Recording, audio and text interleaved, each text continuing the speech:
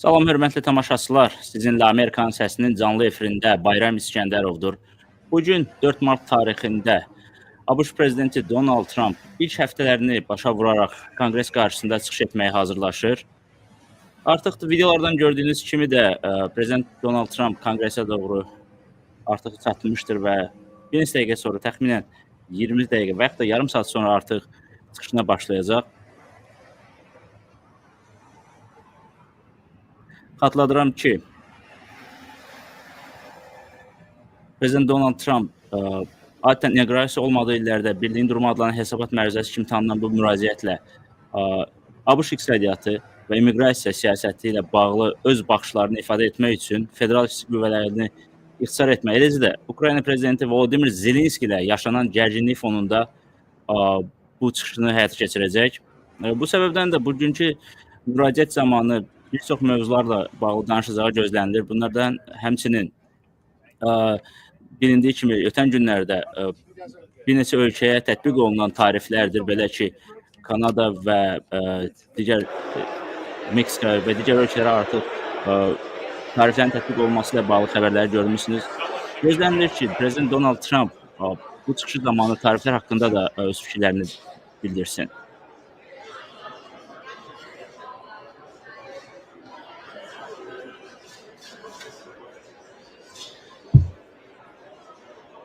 Hal-hazırda kadrlardan gördüyünüz kimi Konqres üzvləri və digər qonaqlar artıq zala toplaşmağa başlayıbdır.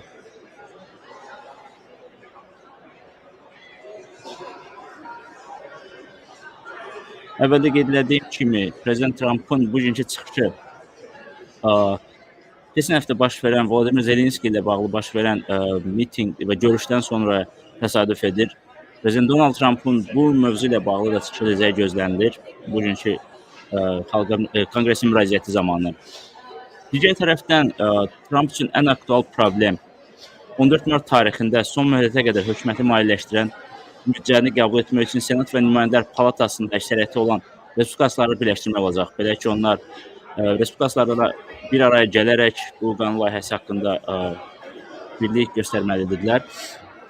Respublikaçılar az təminatlı insanlara tibbi sığorta təmin edən Medicaid kimi sosial müdafiə proqramlarının kəsilməsini və yaxud da kəsilməməsini, eləcə də ABŞ-ın borcuna ödənilməsi və Trampın ilk prezidentliyi dövründə 2017-ci ildə qəbul edilmiş vergi müavinətlərinin uzadılması üçün ödənişin olub-olmaması ilə bağlı fikirləri də malikdirlər.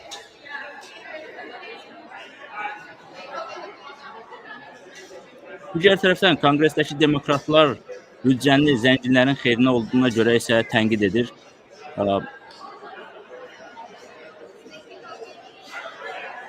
Həmçinin əvvəldə qeyd etdiyim kimi, bu gün Prezident Trampın Meksika və Kanadaya 25% tariflərini elan etməsini də təsdiqləyib və bu barədə bu mövzu ətrafında da danışacağı gözlənilir. Adətən Konqresə müraciət çıxışları təxminən Washington vaxtı ilə, yerli vaxtla saat 9 radələrində baş tutur və təxminən 25 dəqiqə sonra bu çıxışın həyata keçirilməsi gözlənilir. Adlardan dediyim kimi, gördüyünüz kimi artıq qonaqlar, çağırılmış fəxri qonaqlar zala daxil olmaqdadır. Eləcə də Konqres nümayəndələri və digər qonaqlar da hissə-hissə zala daxil olur. Əvvəlki kadrlardan gördüyünüz kimi prezidentin korteji də artıq Konqresə doğru yaxınlaşıbdır.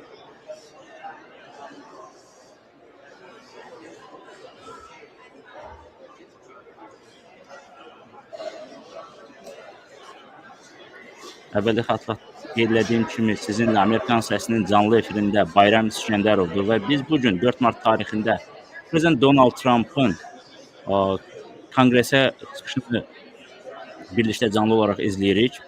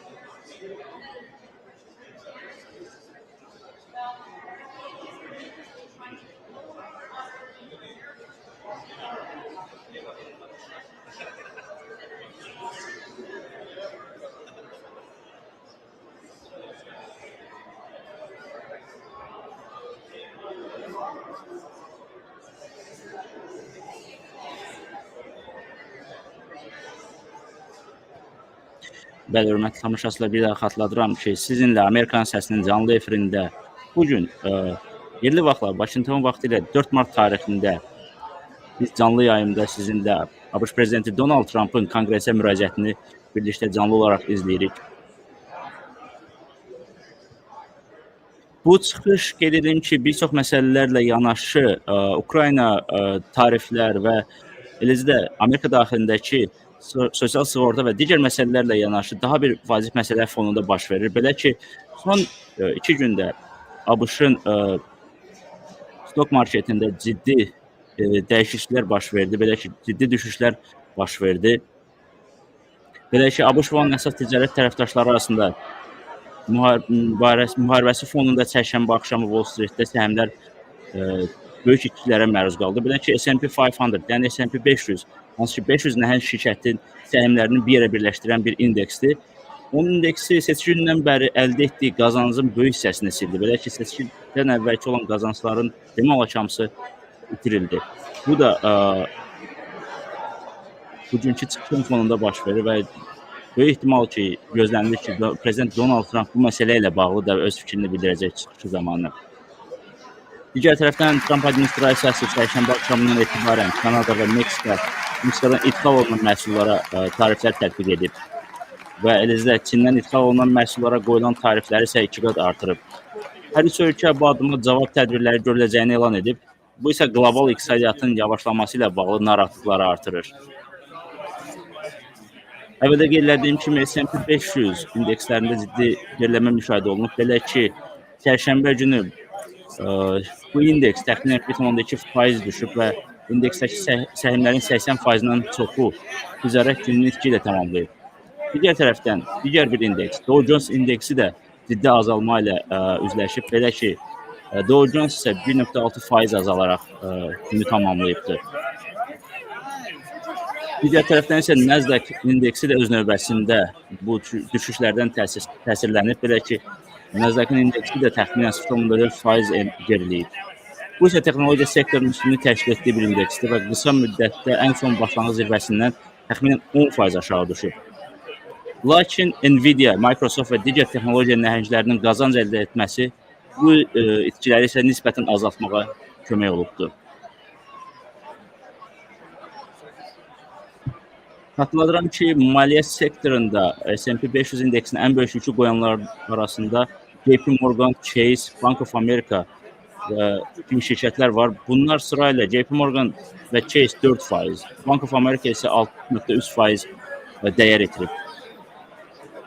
Digər tərəfdən, təbii ki, ABŞ bazarlarında itkilərin yaşanması digər bazarlara da öz təsirini göstərib. Belə ki, Avropa bazarlarında da kəskin şəkildə geriləmə müşahidə olunub. Almaniyanın DAX indeksi avtomobil istehsalçılarının ağır itkilər yaşaması səbəbindən 3,5% aşağı düşüb. Digər tərəfə baxdığımız zaman isə Asiya bazarlarında da itkilərdə nisbətən daha yüngül düşüşlər müşahidə olunub. Çünki oranın öz daxili bazarı daha da bunu tənzimləyə bildiyi bildirilir. Xatırladıram ki, ABŞ səhmlərində əldə olunan bütün qazancın silinməsinə səbəb olub. Həmin artım əsasən ABŞ iqtisadiyyatını və bizneslərini gücləndirəcək siyasətlərə dair ümidlərlə əsaslanmışdı.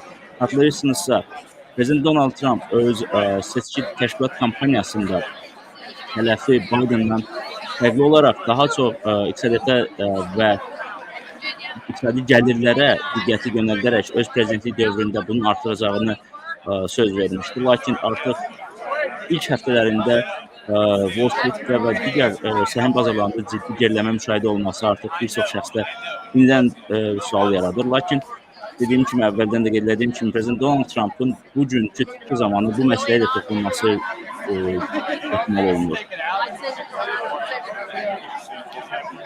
Bir də xatırladıram ki, sizinlə Amerikan səsinin canlı efirində Bayram İskəndərovdur və biz bugün 4 mart tarixində, ABŞ vaxtı ilə 4 mart tarixində və təxminən ABŞ saatı ilə saat 9-da Prezident Donald Trampın Konqresə çıxışını biz birlikdə canlı olaraq izləyirik.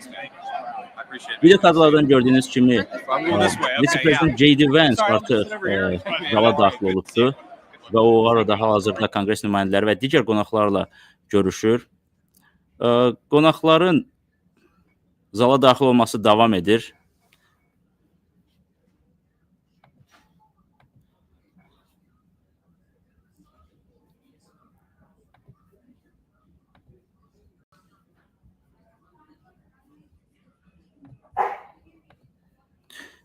Əvvəl xatırlatdığım kimi, bəli, artıq qonaqlar zala daxil olmaqdadır və əvvələ qeyd etdiyim kimi, Prezident Donald Trampın korteji də artıq Konqresə yaxınlaşdığını gördük əvvəlki kadrlardan. Təxminən 15 dəqiqə sonra yerli vaxtla saat 9-da çıxışın başlanması gözlənilir. Və bu çıxış tarixi ənənə olaraq bir çox fəxri qonaqların dəvəti ilə də müşahidə olunur. Belə ki, prezident əsasən bu çıxışı zamanı hesab elədiyi fəxri qonaqları da dəvət eləyir və beləliklə bu çıxışı həmçinin onunla da müşahidə olunur. Və əvvəldə qeyd etdiyim kimi, hal-hazırda biz kadrda vitse-prezident J.D. Vance-i və ABŞ Nümayəndələr Palatasının və eləcə də spikeri görməkdəyik. Hal-hazırda kadrda həmçinin Elon Musk'ı da görürük. Belə ki, o da artıq bu çıxışda iştirak eləyir, qonaqlar arasındadır. Artıq son hazırlıq işləri başa çatmaqdadır və beləliklə son dəqiqələrdən sonra prezidentin çıxış eləməsi gözlənilir. Bizimlə qalın, Amerikan Səsinin izləməyə davam edin. Ən son məlumatları amerikansəsi.org veb saytımızdan, eləcə də sosial media platformalarımızdan, Facebook, Instagram və digər sosial platformalardan bizi izləyə bilərsiniz. Ən son məlumatları bu platformalar vasitəsilə sizə çatdırmağa davam edirik. Canlı yayımımız isə Facebook və YouTube üzərindən hal-hazırda davam eləməkdədir. Təxminən bu canlı yayımın 2-3 saata yaxın davam eləməsi gözlənilir. Belə ki, biz sizin də əvvəlcə çıxışın özünü izləyəcəyik. Daha sonra isə çıxışa gələn reaksiyaları da birlikdə izləməyə davam edəcəyik.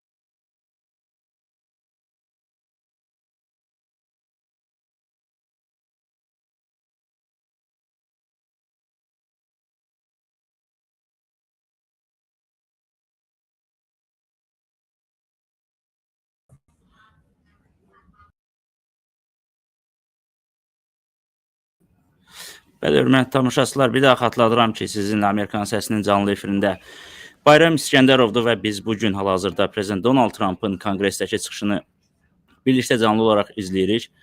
Qonaqlar artıq zala daxil olmaqdadır. İndi biz hal-hazırda efirdə Demokrat Konqres nümayəndələrini görməkdəyik. Bu isə ikonik bir görüntüdür. Belə ki, prezidentlərin çıxışı zamanı və Konqresə müraciət etməsi zamanı bu görüntü olduqca ikonik olur. Hal-hazırda digər bir demokrat konqresmeni görürük. Hakim Jeffrey ekranlarımızdadır.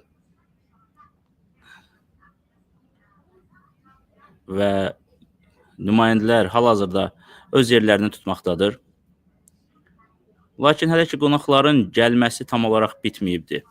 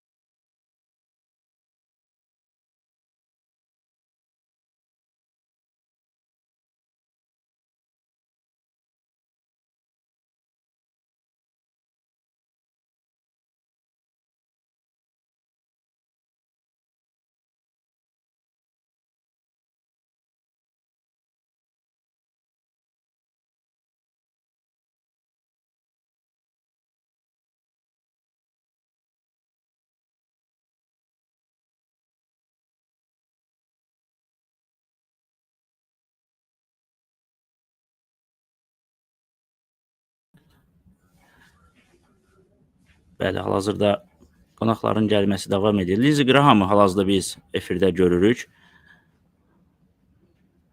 Məşhur Konqres nümayəndələrindəndir. Belə ki, o da Respublikaçılar Partiyasının məşhur Konqres nümayəndələrindən biridir. Təxminən çıxışın bir saata yaxın davam edilməsi gözlənilir və bir saat ərzində bu çıxışın rəpap olub olmayacağı bilinmir, lakin təxmini gözləntilər bu yöndədir. Bir daha xatırladıram ki, sizinlə Amerikan səsinin canlı efirində Bayram İskəndərovdur və biz bugün Prezident Donald Trampın ABŞ prezidentliyinin ən mühüm həftələrini başa vuraraq Konqres qarşısında çıxış etməsi gözlənilir. Bu hər il baş verən bir tədbirdir. Belə ki, ənənəyə uyğun olaraq ABŞ prezidentləri yeni ilin 3-cü ayının ilk həftələrində artıq xalqa müraciət edərək, daha doğrusu Konqresə müraciət edərək öz çıxışını yerinə yetirir.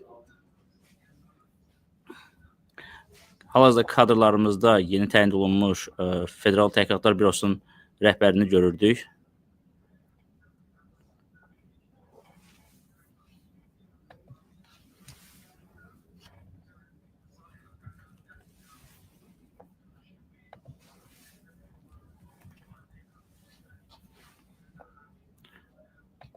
Həmçinin əvvəlki kadrda J.D. Vance, vitse-prezident J.D. Vance və eləcə də Konqresin spikeri Mike Johnson'u görürdük əvvəlki kadrlarımızda. Hazırlıqlar artıq son anlarına yaxınlaşır. Artıq qonaqlar demək olar ki, öz yerlərini tutub və beləliklə çıxışın başlanmasının son anları yaşanır hal-hazırda.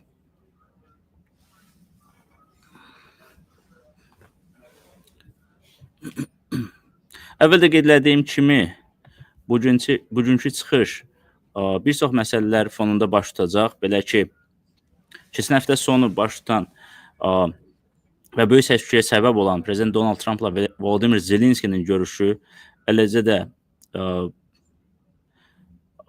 Kanada və Meksikaya tətbiq olunan tariflər, həmçinin stok marketin düşməsi fonunda baş verir bu çıxış.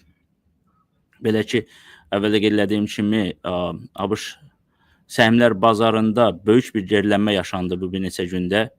Bu isə Prezident Donald Trampın hakimiyyətə gəlməsindən sonra yaşanan, əldə olunan bütün qazancların demək olar ki, hamısının silinməsi ilə müşahidə olundu. Və Wall Street dəyər itirməyə davam edir. Belə ki, burada böyük şirkətlərin birləşdiyi S&P 500, yəni S&P 500, eləcə də Nasdaq, daha sonrası Dow Jones indekslərində olduqca böyük geriləmələr yaşandı bu həftə ərzində. Digər tərəfdən təkcə ABŞ deyil, digər ölkələrdə də səhmlər bazarında ciddi itkilərin yaşandığı müşahidə olunur. Əvvəldə haqqında danışdığım kimi, Kanada və Meksikadan idxal olunan məhsullara hal-hazırda 25% tariflər tətbiq olunub. Kanada'nın enerji məhsulları isə təxminən 10% idxal rüsumundan məruz qalacaq. Xatırladıram ki, fevral ayında Trump Çin idxalına tətbiq etdiyi 10%lik tarifləri isə 20%-ə qaldırıbdı. Belə ki, əvvəlki proqnozdan daha da yuxarı qaldıraraq 20% edibdi Çinə qarşı tətbiq olunan tarifləri. Və bununla belə sözü gedən ölkələrdən də artıq tariflərlə bağlı reaksiyalar da gəlib. Belə ki, cavab tədbirləri olaraq Kanadada ABŞ-a, eləcə də təkcə Kanada deyil, Çin və digər ölkələr artıq ABŞ-a göndərilən, ABŞ-dan idxal olan məhsullara tariflər tətbiq edəcəyini artıq eləyibdi. Belə ki, Kanada'nın baş naziri Justin Trudeau artıq çıxış edərək, xalqa müraciət edərək bu tariflərin həyata keçirildiyini bildiribdi. Digər tərəfdən Meksikadan da daxil olan, idxal olunan məhsullara da tariflərin tətbiq edilməsi gözlənilir.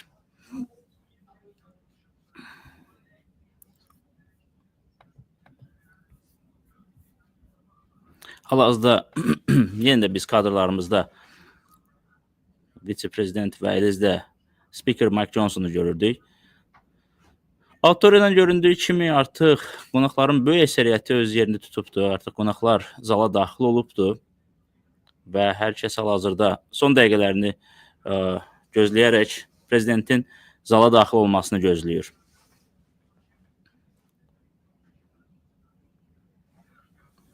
Bir də xatırladıram ki, sizinlə Amerikan səsinin canlı efirində Bayram İskəndərovdur və biz bugün Amerikan səsinin canlı efirində ABŞ prezidenti Donald Trampın prezidentliyin ən mühüm ilk həftələrini başa vuraraq Konqres qarşısındakı çıxışını izləyirik. Və gözləndiyi kimi digər qonaqlar artıq bəli son tamamlanma işləri gedərək digər qonaqlar zala daxil olur.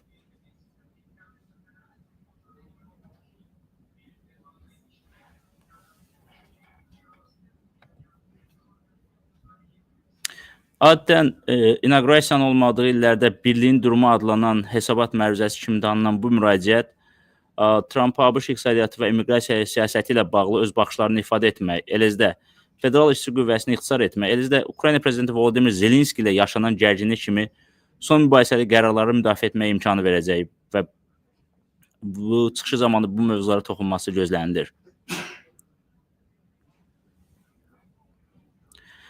Digər aktual məsələ isə 14 mart tarixində müddətə qədər hökuməti maliyyələşdirən büdcəni qəbul etmək üçün Senat və Nümayəndələr Palatasında əksəriyyət olan respublikaçıları birləşdirmək olacaq. Belə ki, respublikaçılar az təminatlı insanlara tibbi sığorta təmin etmək üçün Medicaid kimi populyar sosial müdafiə proqramlarının kəsilməsini və yaxud da kəsilməməsini, eləcə də ABŞ borcunun ödənilməsi və Trampın ilk prezidentliyi dövründə 2017-ci ildə qəbul edilmiş vergi müavinətlərinin uzadılması üçün ödənişin olub-olması ilə bağlı fərqli fikirlərə malikdir və bu məsələdə də Donald Trump respublikaçıları öz qərarı ətrafında birləşdirməyə çalışacaq. Donald Trump daxili siyasət gündəmini maliyyələşdirmək üçün böyük, gözəl qanun layihəsi kimi çağırış edib bu məsələ ilə bağlı. Digər tərəfdən Konqresdəki demokratlar büdcəni zənginlərin xeyrinə olduğuna görə tənqid edirlər.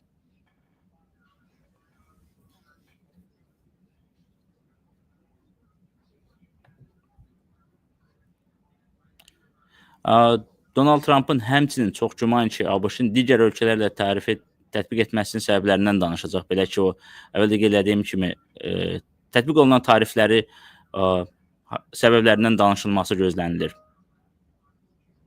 Xatırladıram ki, Trampın vəzifədə olduğu ilk həftələrdə həm də onun kampaniyasının əsas məsələlərdən biri olan immiqrasiya islahatlarına dair sərəncamlarla da yadda qalıb. Bugünkü çıxışı zamanı ABŞ-ın Meksika ilə cənub sərhədinin təhlükəsizliyinə dair dəyişiklikləri vurğulayacağı da gözlənilir.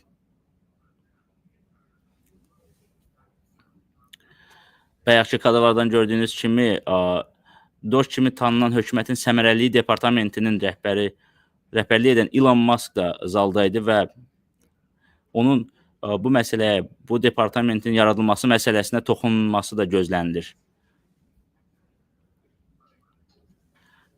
Xatırladıram ki, daxili siyasət məsələləri ənənəvi olaraq prezidentin Konqresə müraciətlərinin əsas diqqət mərkəzində olsa da, Trampın çıxışında bir sıra aktual xarici siyasət problemlərinin gündəmə gəlməsi ehtimalı da var. Trump ötən həftə cümə günü Zelenski ilə Oval ofisdə gərgin mübahisədən sonra jurnalistlərə bildirmişdi ki, Ukraynanın Rusiyanın 24 fevral 2022-ci ildə Ukraynaya hərbi müdaxiləsi ilə başlayan münaqişəyə Birləşmiş Ştatların 200 milyard dollara yaxın töhfəsinin yetərincə qiymətləndirdiyini hiss etmir. Digər aktual məsələ isə Qəzzada atəşkəs və münaqişənin hökm sürdüyü bölgədə daşınmaz əmlak sahəsində inkişaf planlarına da toxunacağı gözlənilir. Və əvvəldə qeyd etdiyim ki, artıq son bir neçə dəqiqə yaşanmaqdadır. Kadrlarımızda vitse-prezident J.D. Vance və spiker Mike Johnsonu görürsünüz. Çıxış zamanı hər iki şəxs sağda və solda olmaqla prezidentin arxasında otururlar. Digər əvvəlkilərdən fərqli olaraq indi hal-hazırda hər iki kürsü respublikaçılar tərəfindən əhatə olunubdur. Əvvəlkilərdə əsasən demokratlar da o kürsüdə olurdu. Lakin bildiyiniz kimi son seçkilərdə, ABŞ prezident seçkilərində Respublikaçılar partiyası həm prezidentliyi, həm senat və həm də konqresi də böyük uğur qazanaraq tamamilə hakimiyyətə əl aldığı müşahidə olunurdu.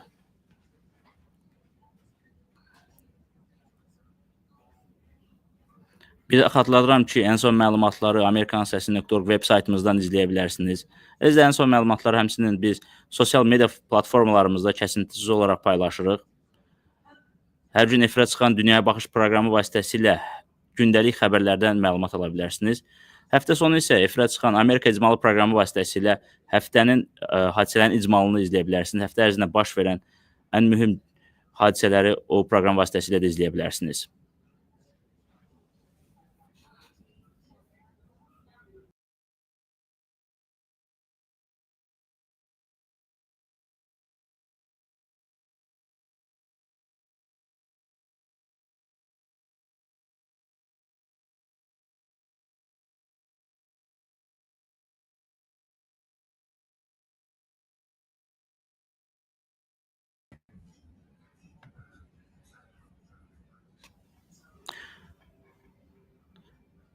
Əvvəldə qeyd etdiyim kimi danışılacaq məsələlərdən, daha doğrusu prezidentin toxunacağı məsələlər arasında Qəzzada atəşkəs və orada olan daşınmaz əmlak sahəsindəki inkişaf planlarına da toxunulacağı gözlənilir.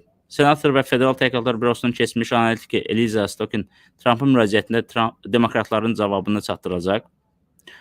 Slotkin seçicilərin səslərini qazanmaq üçün iqtisadiyyata diqqət yetirərək seçkinin nəticələrinə təsir göstərən ştatlar arasında olan Michigan ştatından qələbə qazanıb, xatırladıram.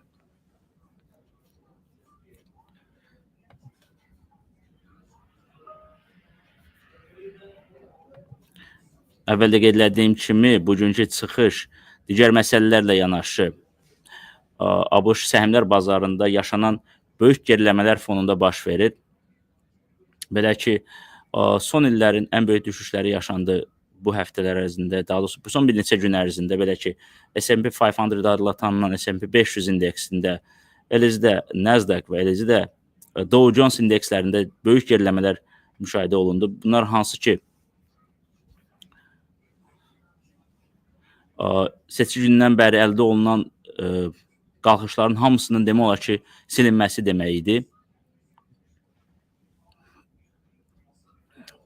Düşüşlərə əsas səbəb, əvvəldə qeyd etdiyim kimi, Donald Trampın qonşu ölkələrə, Kanada, Meksika və Çinə tətbiq etdiyi tariflər oldu. Belə ki, əslində tariflər fevral ayından elan olunmuşdu, lakin onların həyata keçirilməsi, qanuna uyğun şəkildə qüvvəyə minməsi ertelənmişdi və bir çox analitik bunun həyata keçirilməyəcəyini gözləsə də, lakin son günlərdə prezident öz çıxışında bunun həyata keçiriləcəyini və qanunu qüvvəyə mindiyini elan etməsindən sonra səhmlər bazarında böyük geriləmələr yaşandı.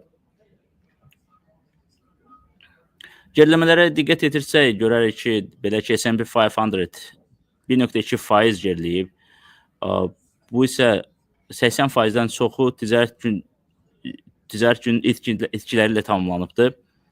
Dow Jones isə təxminən 1,5% geriləmə yaşayıbdır.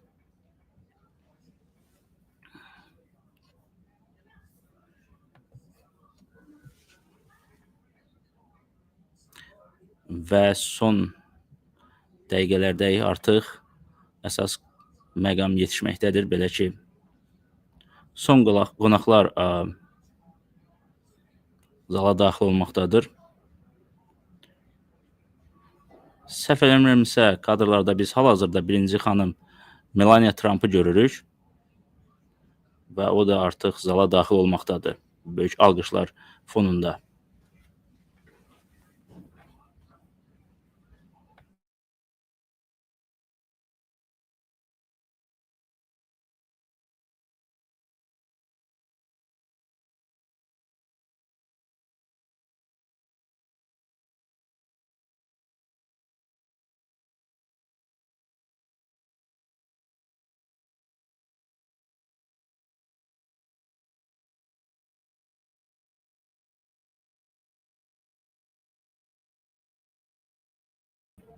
Bəli, qeyd etdiyim kimi, birinci xanım Melania Trump zala daxil oldu və alqışlar fonunda qarşılanmaqdadır hal-hazırda.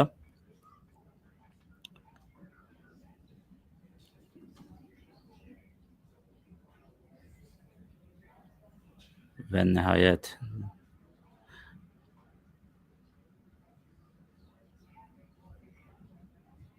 son tamamlanma işləri gedir və Marco Rubio'nu görürsünüz kadrlarımızda. Administrasiyanın nümayəndələrindən biri Marco Rubio, ardınca Pete Hegseth, hansı ki Pentagon rəhbəri təyin olunmuş Trump tərəfindən. Pam Bondini görürsünüz kadrlarımızda, hansı ki administrasiyası tərəfindən də təyin olmuş yeni kadrlardır.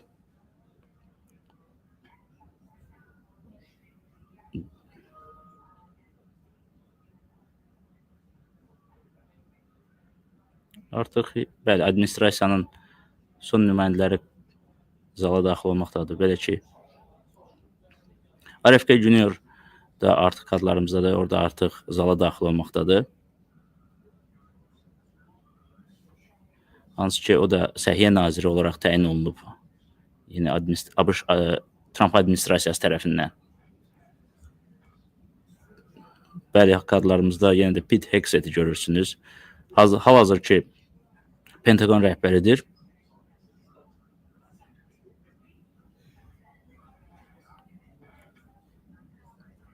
Bu isə o deməkdir ki, artıq administrasiyanın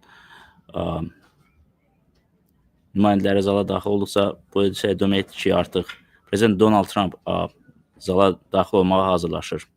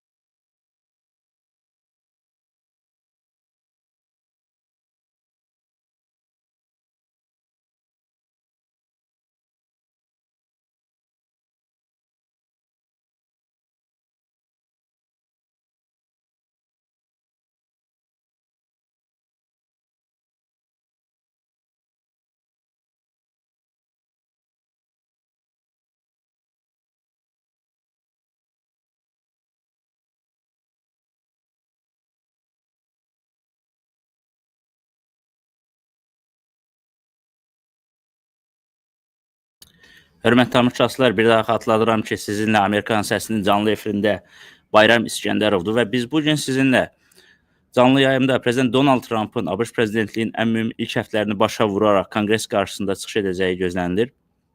Belə ki, bu hər il baş tutan ənənəvi bir tədbirdir və beləliklə prezidentlər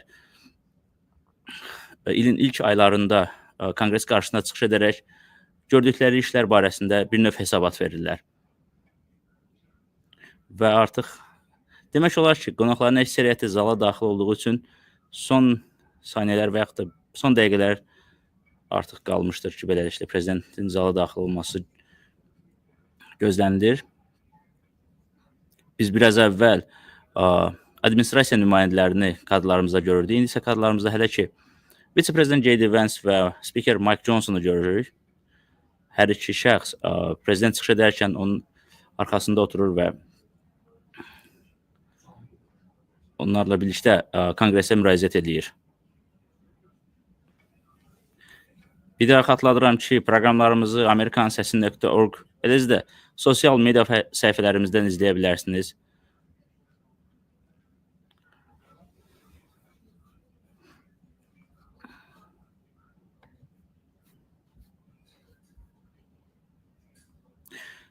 Biraz əvvəl haqqında danışdığım ABŞ səhmlər bazarında digər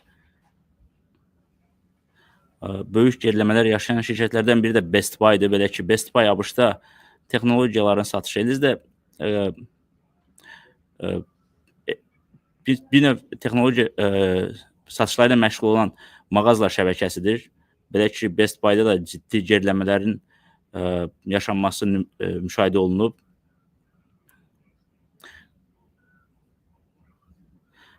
Bəs Best Buy-ın bu məsələdə bu qədər gerilənmə yaşamasının əsas səbəbləri tariflərlə əlaqəlidir. Belə ki, ABŞ ixal olunan məhsullara tariflər tətbiq etdiyi zaman burada təkcə ərzaq və digər yanacaq və digər məhsullar deyil, məhz texnologiya məhsulları da böyük ölçüdə yer alır.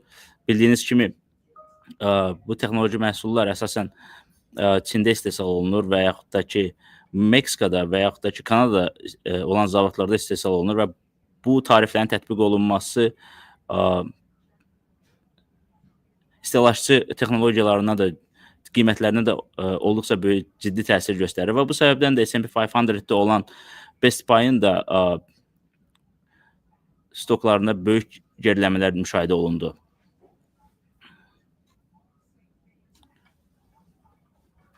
Xatırladıram ki, texnologiya məhsullarının təbii ki, qiymətlərinin təsir eləməsi ABŞ-dakı alıcı kütləsinə birbaşa təsir edəcək. Belə ki, alınan lor dillə desək, texnoloji məhsullar, məsələn, mobil telefon, kompüter, eləcə avtomobillər və bütün bu məhsullar artıq 25% daha yuxarı qiymətlə satılmağa məcbur olacaq.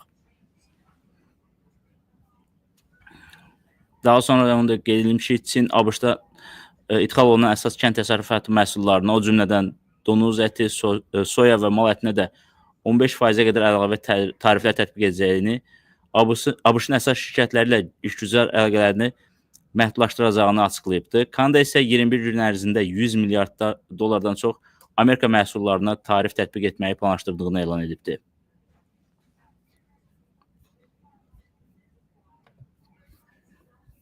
Xatırladıram ki, bu Prezident Donald Trampın ikinci dönəm prezidentliyə başladığı müddətdə ilk Konqres qarşısındakı çıxışıdır və bu çıxış əvvəldə qeyd etdiyim kimi son həftələrdə və aylarda, eləcə son günlərdə yaşanan olduqca gərgin məsələlər fonunda baş tutur. Əvvəldə haqqında danışdığım kimi çıxışdan cəmi bir neçə gün əvvəl Oval ofisdə Prezident Donald Trampın kabineti ilə Volodymyr Zelenski arasında olduqca mübahisəli gərginlik yaşanmışdı. Digər tərəfdən isə əsas digər məsələ 14 mart tarixində ABŞ hökumətinin maliyyələşdirilməsi məsələsidir. Belə ki, Prezident Donald Trump bu çıxışı zamanı respublikaçıları öz ətrafında birləşdirərək qanun layihəsini həyata keçirməyə çalışacaq və beləliklə bu zaman müddətində ABŞ hökumətinin yenidən bağlanması ehtimalı artıq gündəmdədir. Digər məsələlərlə bağlı əlbəttə ki, ABŞ-ın xarici borcunun ödənməsi məsələsidir ki, son günlərdə bu əsas aktual məsələlərdir.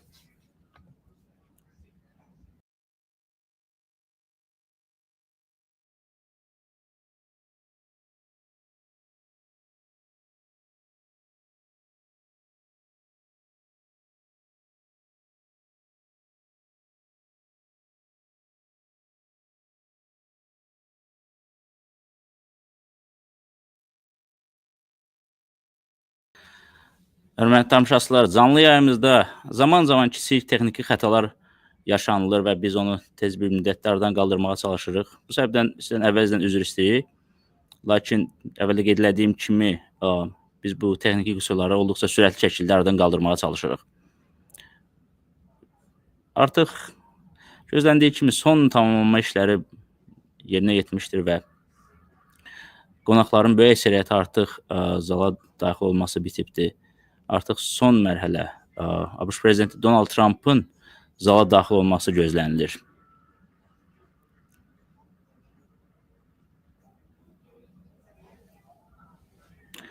Yenidən Pam Bondi və digər administrasiya rəsmilərini hal-hazırda kadrlarımızda görürük.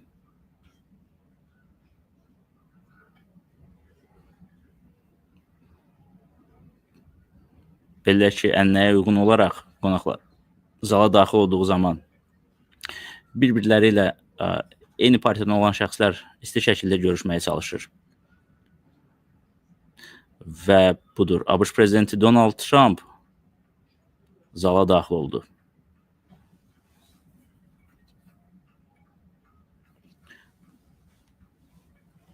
Böyük alqışlar fonunda hal-hazırda Prezident Donald Trump kürsüyə doğru asta addımlarla irəliləməkdədir. Belə ki, o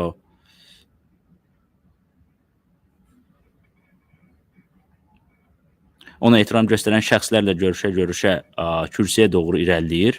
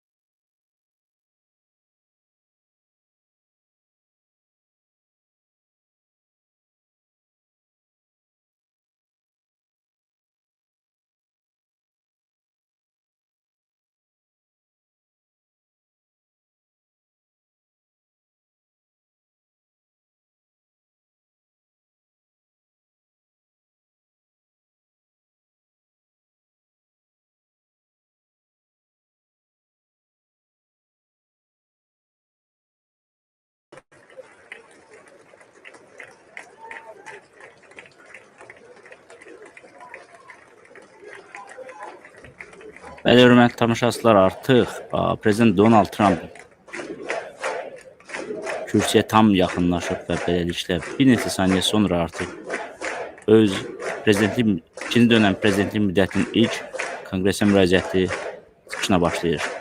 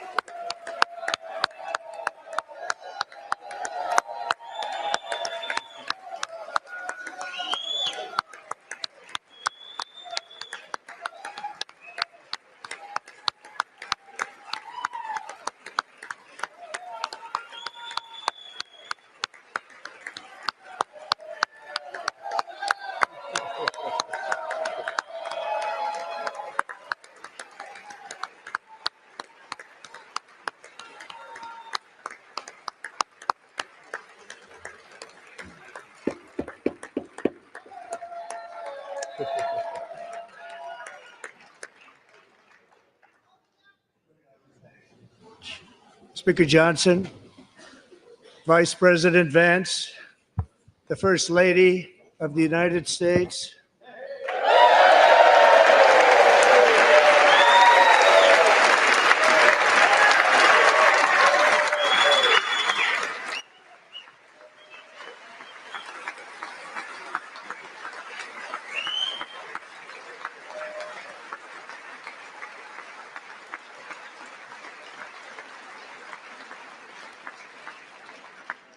'members of the United States Congress, thank you very much. And to my fellow citizens, America is back.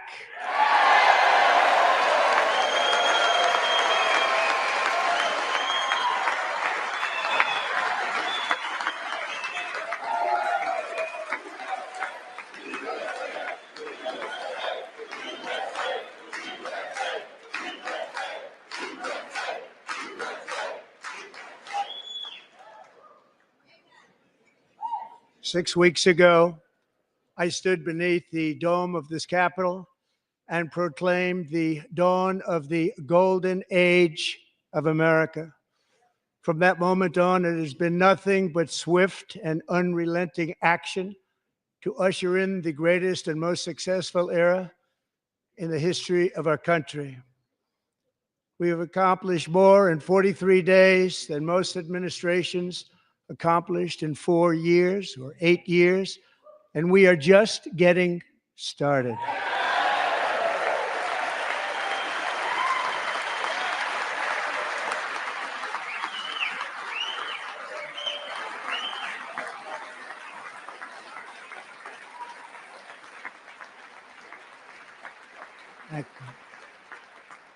I return to this chamber tonight to report that America's momentum is back, our spirit is back, our pride is back, our confidence is back, and the American dream is surging bigger and better than ever before.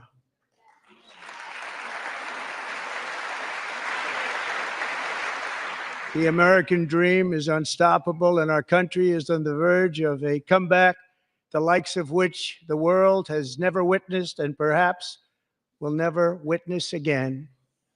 There's never been anything like it. The presidential election of November 5th was a mandate like has not been seen in many decades. We won all 7 swing states, giving us an electoral college victory of 312 votes.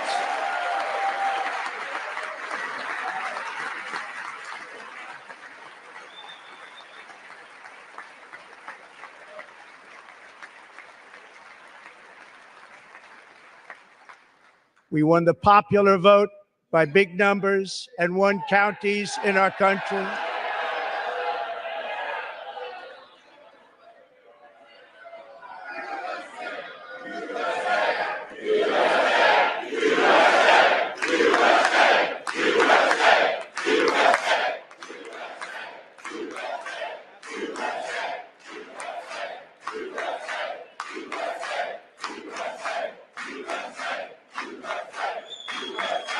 And won counties in our country, 2,700 to 525, on a map that reads almost completely red for Republican.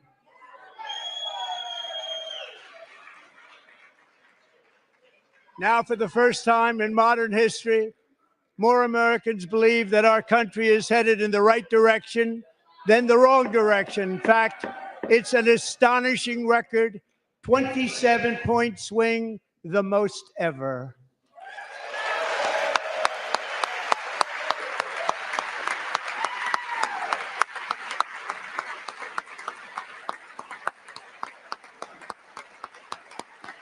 Likewise, small business optimism saw its single largest one-month gain ever recorded. Mr. President. A 41-point jump.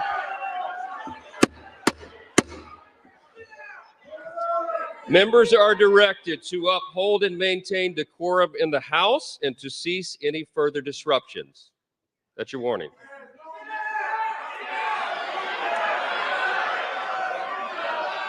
Members are engaging in willful and continuing breach of decorum, and the chair is prepared to direct the Sergeant-at-Arms to restore order to the joint session.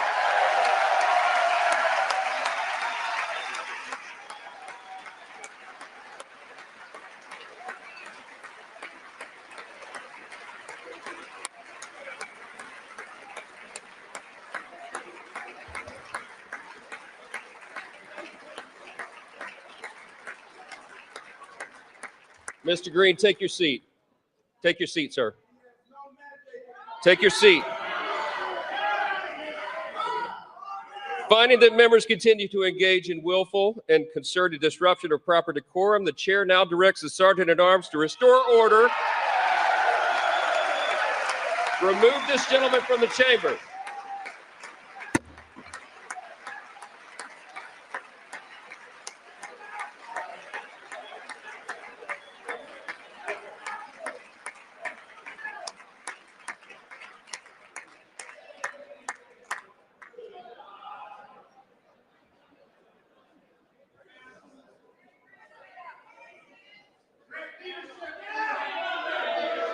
Go.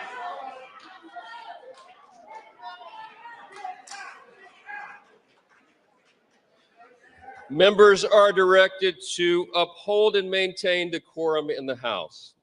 Mr. President, you continue. Thank you.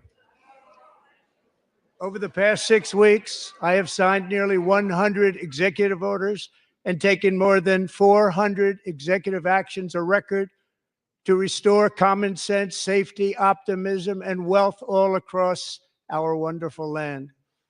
The people elected me to do the job, and I'm doing it.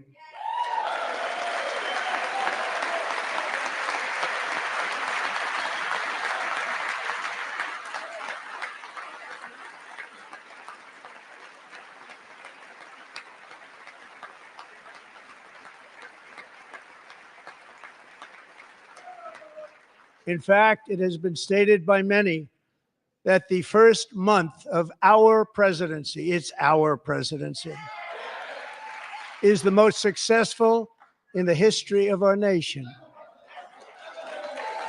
By many.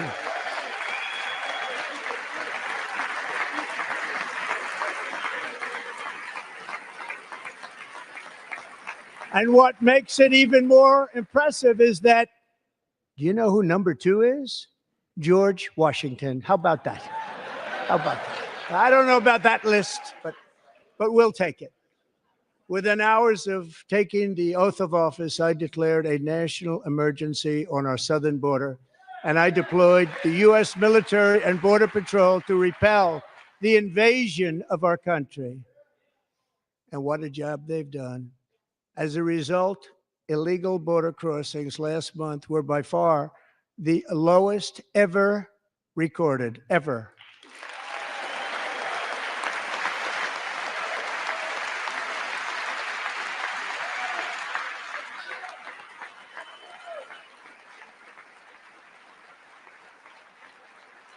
They heard my words and they chose not to come. Much easier that way.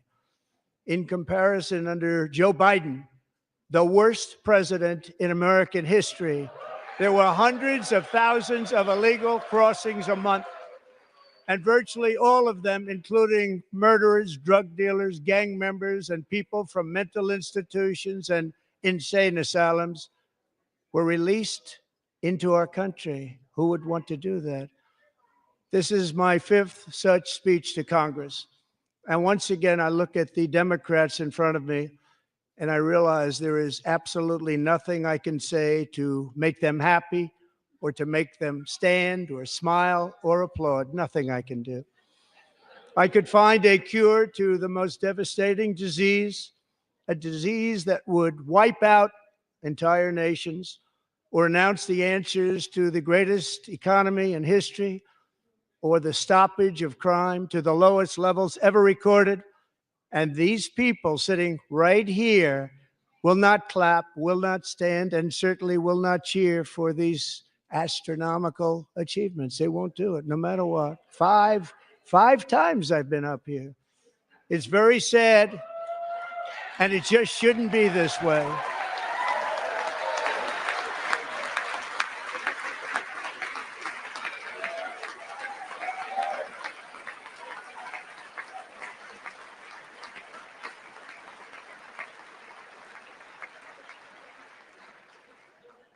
So Democrats sitting before me, for just this one night, why not join us in celebrating so many incredible wins for America? For the good of our nation, let's work together and let's truly make America great again.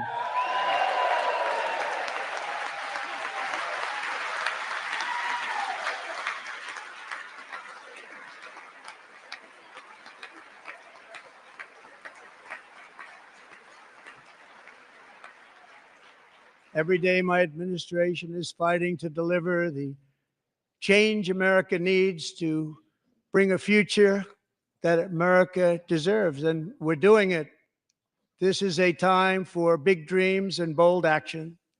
Upon taking office, I imposed an immediate freeze on all federal hiring, a freeze on all new federal regulations, and a freeze on all foreign aid.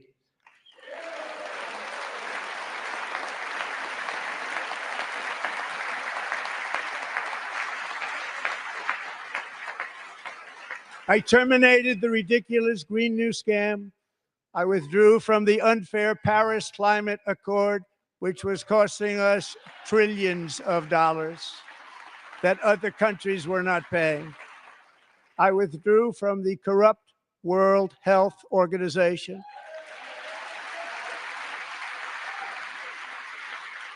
And I also withdrew from the anti-American UN Human Rights Council.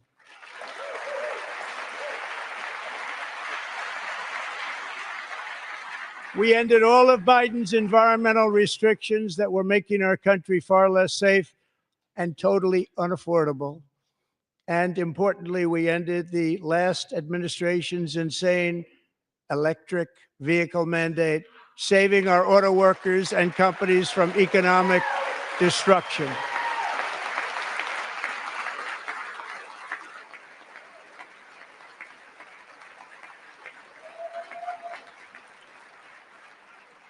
To unshackle our economy, I have directed that for every one new regulation, 10 old regulations must be eliminated, just like I did in my very successful first term.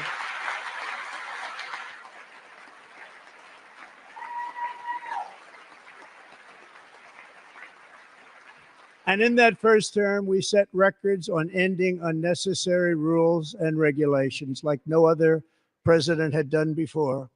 We ordered all federal workers to return to the office. They will either show up for work in person or be removed from their job.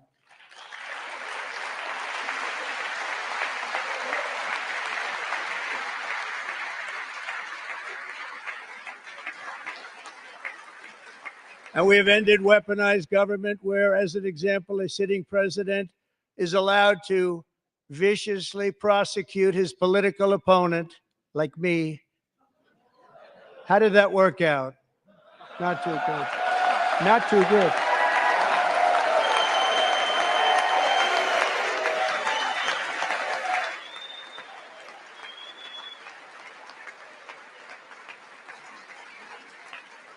And I have stopped all government censorship and brought back free speech in America. It's back.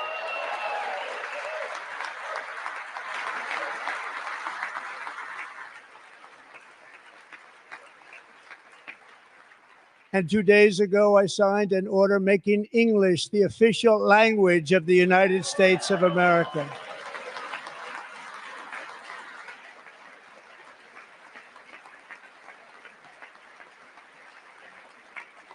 I renamed the Gulf of Mexico the Gulf of America.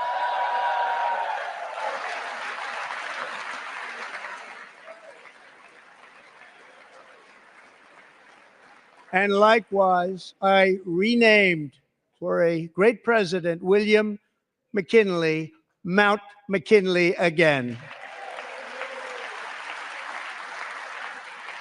Beautiful Alaska. We love Alaska. We've ended the tyranny of so-called diversity, equity, and inclusion policies all across the entire federal government and indeed the private sector and our military. And our country will be woke no longer.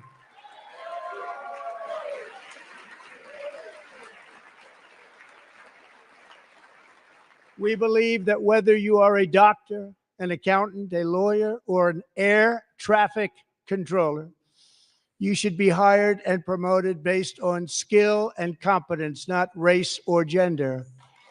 Very important.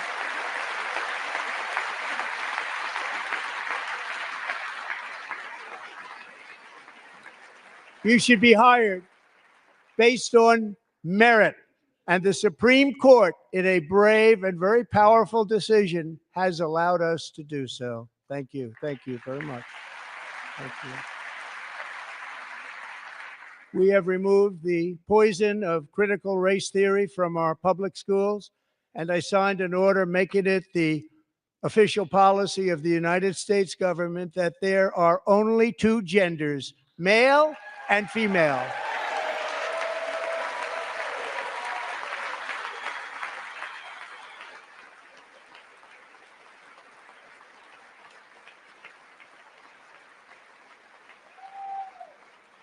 I also signed an executive order to ban men from playing in women's sports.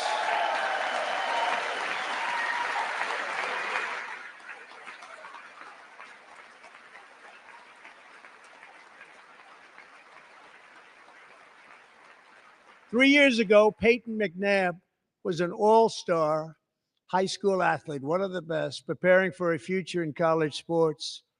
But when her girls' volleyball match was invaded by a male, he smashed the ball so hard in Peyton's face, causing traumatic brain injury, partially paralyzing her right side and ending her athletic career. It was a shot like she's never seen before. She's never seen anything like it.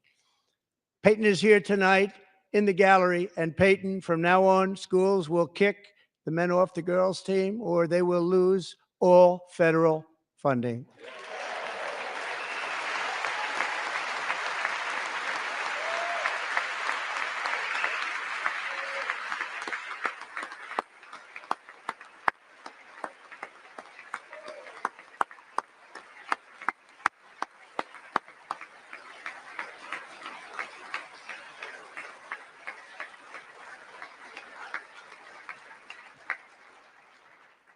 And if you really want to see numbers, just take a look at what happened in the women's boxing, weightlifting, track and field, swimming, or cycling, where a male recently finished a long-distance race 5 hours and 14 minutes ahead of a woman for a new record by 5 hours. Broke the record by 5 hours. It's demeaning for women, and it's very bad for our country. We're not going to put up with it any longer.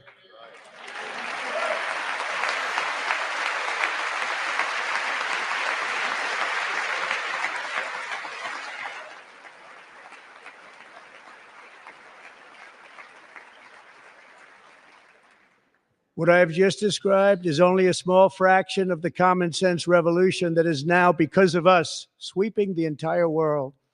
Common sense has become a common theme, and we will never go back. Never. Never going to let that happen.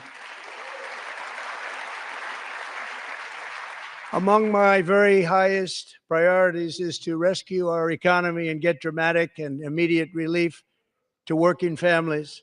As you know, we inherited from the last administration an economic catastrophe and an inflation nightmare. Their policies drove up energy prices, pushed up grocery costs, and drove the necessities of life out of reach for millions and millions of Americans. They've never had anything like it.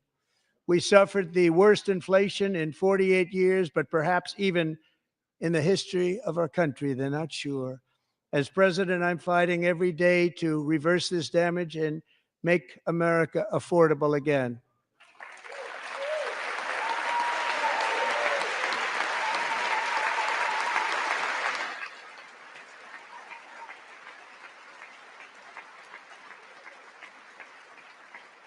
Joe Biden especially let the price of eggs get out of control. The egg price is out of control, and we're working hard to get it back down. Secretary, do a good job on that. You inherited a total mess from the previous administration. Do a good job.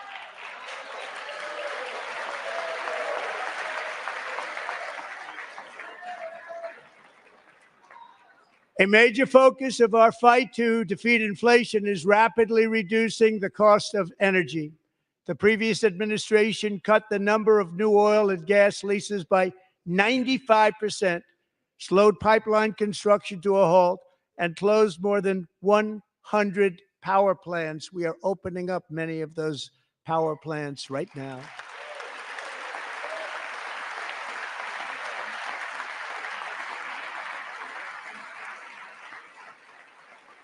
And frankly, we have never seen anything like it.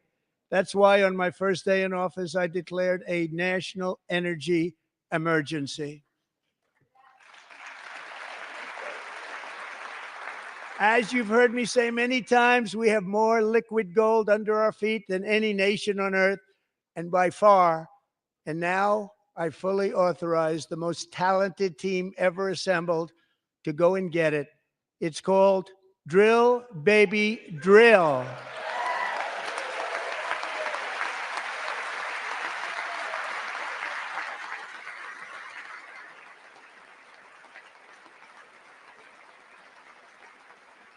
My administration is also working on a gigantic natural gas pipeline in Alaska, among the largest in the world, where Japan, South Korea, and other nations want to be our partner with investments of trillions of dollars each. There's never been anything like that one. It will be truly spectacular. It's all set to go. The permitting is gotten.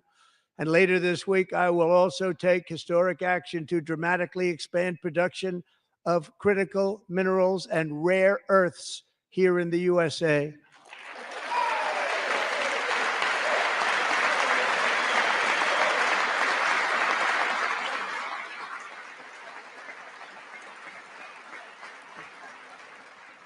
To further combat inflation, we will not only be reducing the cost of energy, but will be ending the flagrant waste of taxpayer dollars.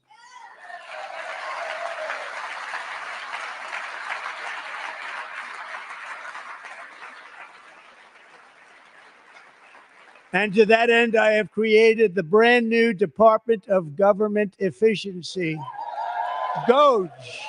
Perhaps you've heard of it. Perhaps.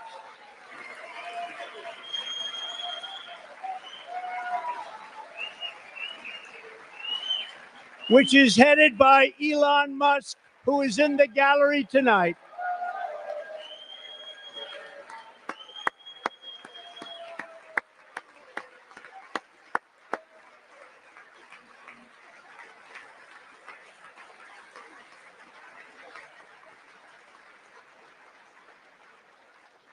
Thank you, Elon. He's working very hard. He didn't need this.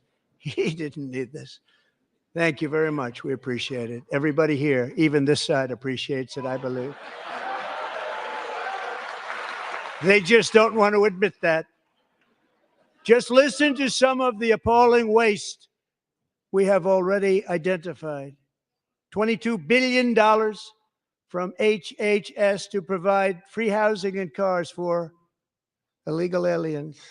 $45 million for diversity, equity, and inclusion scholarships in Burma.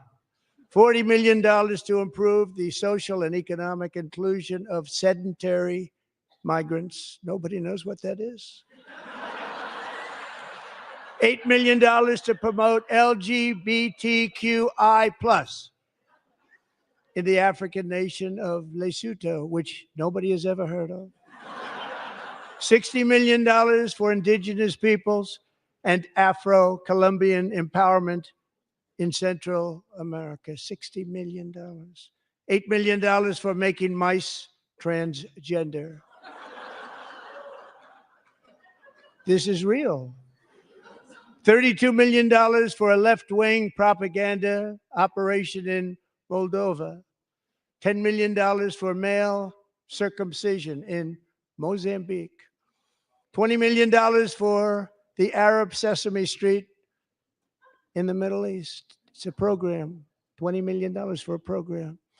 $1.9 billion to recently created Decarbonization of Homes Committee, headed up, and we know she's involved. Just at the last moment, the money was passed over by a woman named Stacey Abrams. Have you ever heard of her? A $3.5 million consulting contract for lavish fish monitoring. $1.5 million for voter confidence in Liberia. $14 million for social cohesion in Mali. $59 million for illegal alien hotel rooms in New York City. He's a real estate developer. He's done very well. $250,000 to increase vegan local climate action innovation in Zambia. $42 million for social and behavior change in Uganda. $14 million for improving public procurement in Serbia. $47 million for improving learning outcomes in Asia. Asia's doing very well with learning. I don't know what we're doing. We should use it ourselves. And $101 million for DEI contracts at the Department of Education. The most ever paid, nothing even like it. Under the Trump administration, all of these scams, and they're far worse, but I didn't think it was appropriate to talk about them. They're so bad. Many more have been found out and exposed and swiftly terminated by a group of very intelligent, mostly young people, headed up by Elon, and we appreciate it. We found hundreds of billions of dollars of fraud.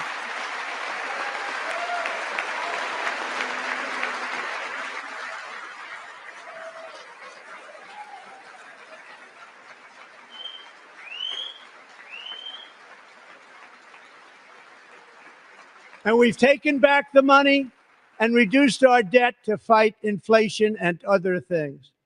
Taken back a lot of that money. We got it just in time. This is just the beginning.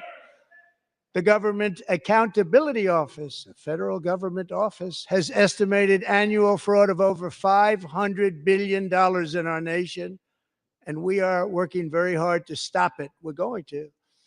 We're also identifying shocking levels of incompetence and probable fraud in the Social Security program for our seniors, and that our seniors and people that we love rely on. Believe it or not, government databases list 4.7 million Social Security members from people aged 100 to 109 years old.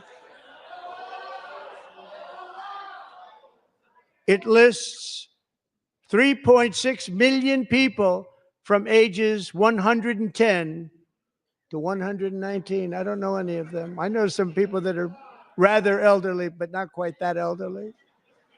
3.47 million people from ages 120 to 129. 3.9 million people from ages 130 to 139. 3.5 million people from ages 140 to 149. And money is being paid to many of them. And we're searching right now. In fact, Pam, good luck. Good luck. You're going to find it. But a lot of money is paid out to people because it just keeps getting paid, and nobody does. And it really hurts Social Security and hurts our country. 1.3 million people from ages 150 to 159, and over 130,000 people, according to the Social Security databases, are age over 160 years old. We have a healthier country than I thought, Bobby.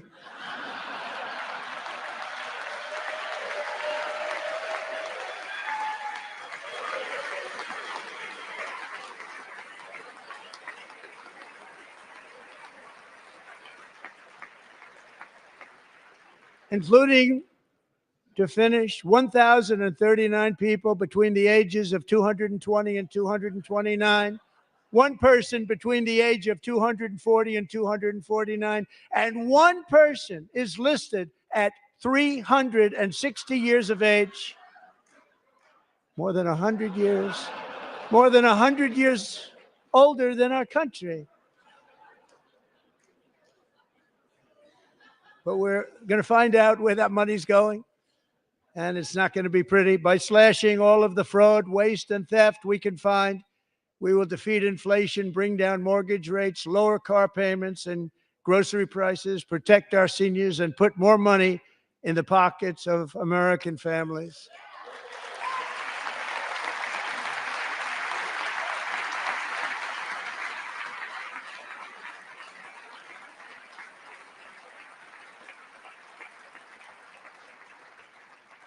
And today, interest rates took a beautiful drop, big, beautiful drop. It's about time. And in the near future, I want to do what has not been done in 24 years, balance the federal budget. We're going to balance it.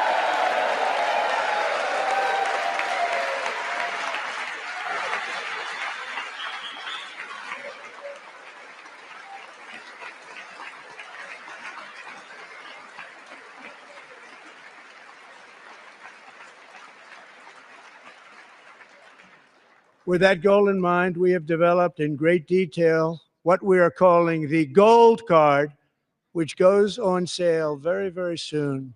For $5 million, we will allow the most successful job-creating people from all over the world to buy a path to U.S. citizenship. It's like the green card, but better and more sophisticated. And these people will have to pay tax in our country. They won't have to pay tax from where they came. The money that they've made, you wouldn't want to do that, but they have to pay tax, create jobs. They'll also be taking people out of colleges and paying for them so that we can keep them in our country instead of having them being forced out.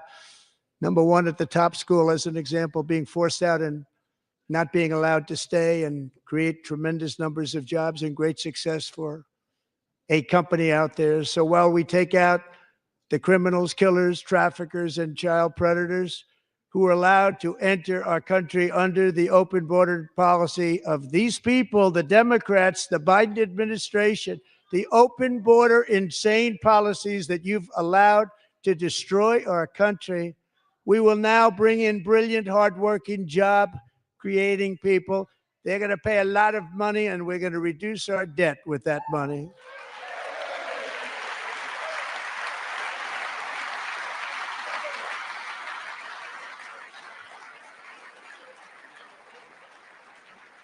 Americans have given us a mandate for bold and profound change. For nearly 100 years, the federal bureaucracy has grown until it has crushed our freedoms, ballooned our deficits, and held back America's potential in every possible way. The nation founded by pioneers and risk takers now drowns under millions and millions of pages of regulations and debt. Approvals that should take 10 days to get instead take 10 years, 15 years, and even 20 years before you're rejected. Meanwhile, we have hundreds of thousands of federal workers who have not been showing up to work. My administration will reclaim power from this unaccountable bureaucracy, and we will restore true democracy to America again.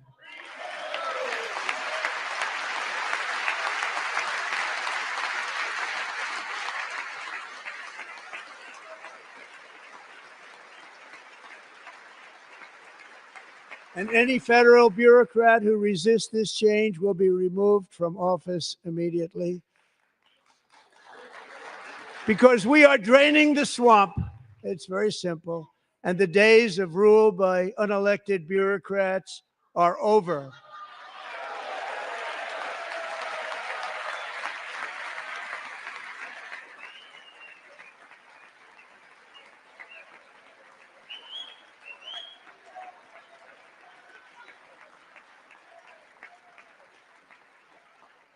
And the next phase of our plan to deliver the greatest economy in history is for this Congress to pass tax cuts for everybody. They're in there, they're waiting for you to vote. And I'm sure that the people on my right, I don't mean the Republican right, but my right here, I'm sure you're going to vote for those tax cuts, because otherwise I don't believe the people will ever vote you into office. So I'm doing you a big favor by telling you that. But I know this group is going to be voting for the tax.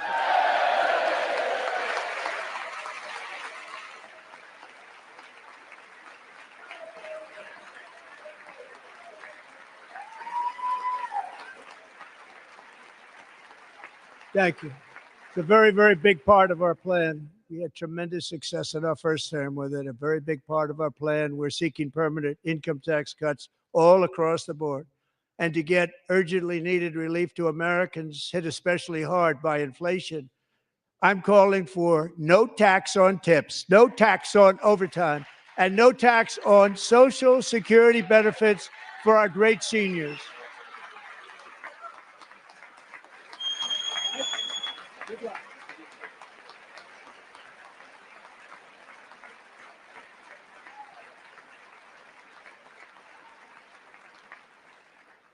And I also want to make interest payments on car loans tax deductible, but only if the car is made in America.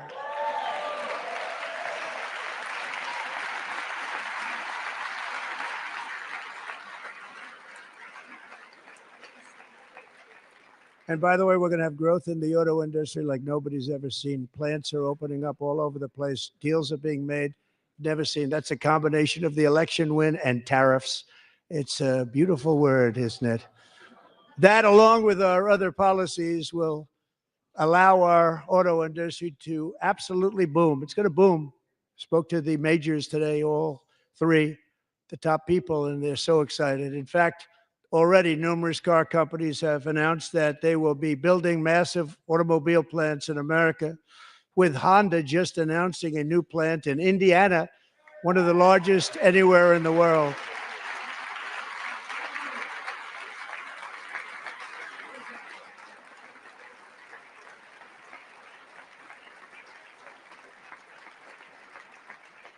And this has taken place since our great victory on November 5th, a date which will hopefully go down as one of the most important in the history of our country.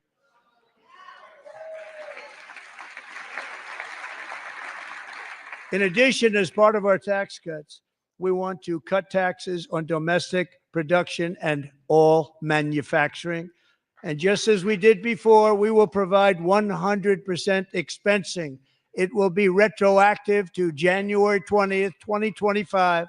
And it was one of the main reasons why our tax cuts were so successful in our first term, giving us the most successful economy in the history of our country. First term. We had a great first term.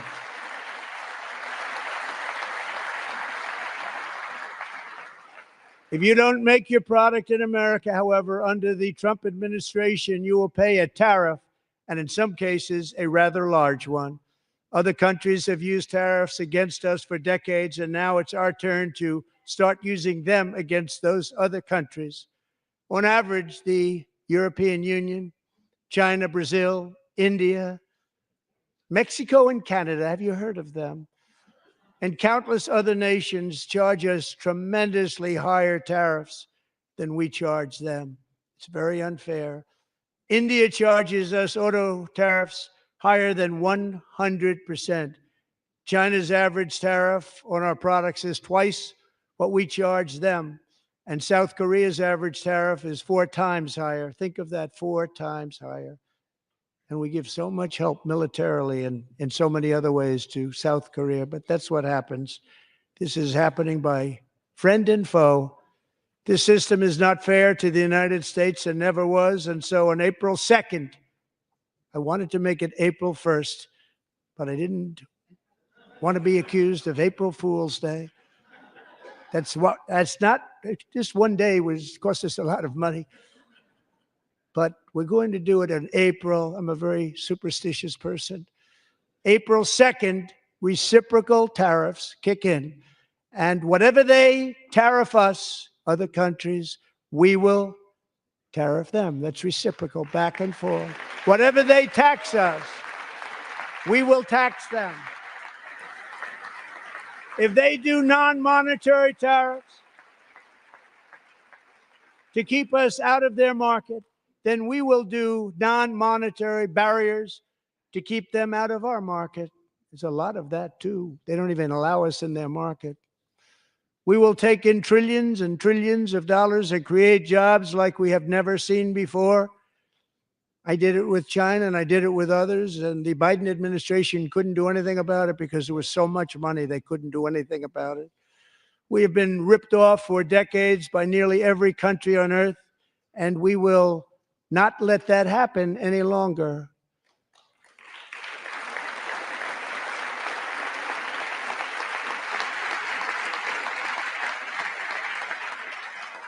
Much has been said over the last 3 months about Mexico and Canada, but we have very large deficits with both of them. But even more importantly, they've allowed fentanyl to come into our country at levels never seen before, killing hundreds of thousands of our citizens and many very young, beautiful people, destroying families. Nobody's ever seen anything like it. They are, in effect, receiving subsidies of hundreds of billions of dollars. We pay subsidies to Canada and to Mexico of hundreds of billions of dollars, and the United States will not be doing that any longer. We're not going to do it any longer.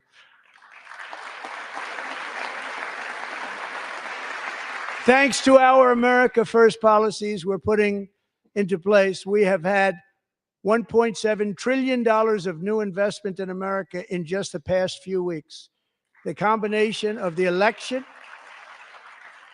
and our economic policies that people of SoftBank, one of the most brilliant anywhere in the world, announced a $200 billion investment. OpenAI and Oracle, Larry Ellison, announced $500 billion investment, which they wouldn't have done if Kamala had won.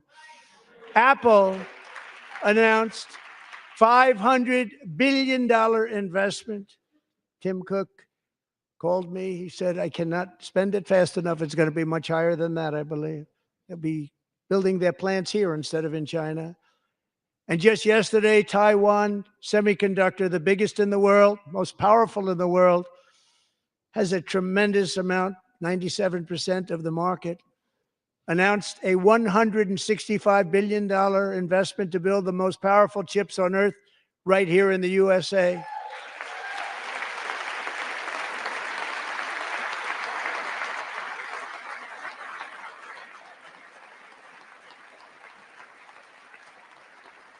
And we're not giving them any money. Your CHIPS Act is a horrible, horrible thing. We give hundreds of billions of dollars, and it doesn't mean a thing. They take our money and they don't spend it. All that meant to them, we're giving them no money. All that was important to them was they didn't want to pay the tariffs, so they came and they're building, and many other companies are coming. We don't have to give them money. We just want to protect our businesses and our people. And they will come because they won't have to pay tariffs if they build in America. So it's very amazing. You should get rid of the CHIP Act, and whatever's left over, Mr. Speaker, you should use it to reduce debt or any other reason you want to.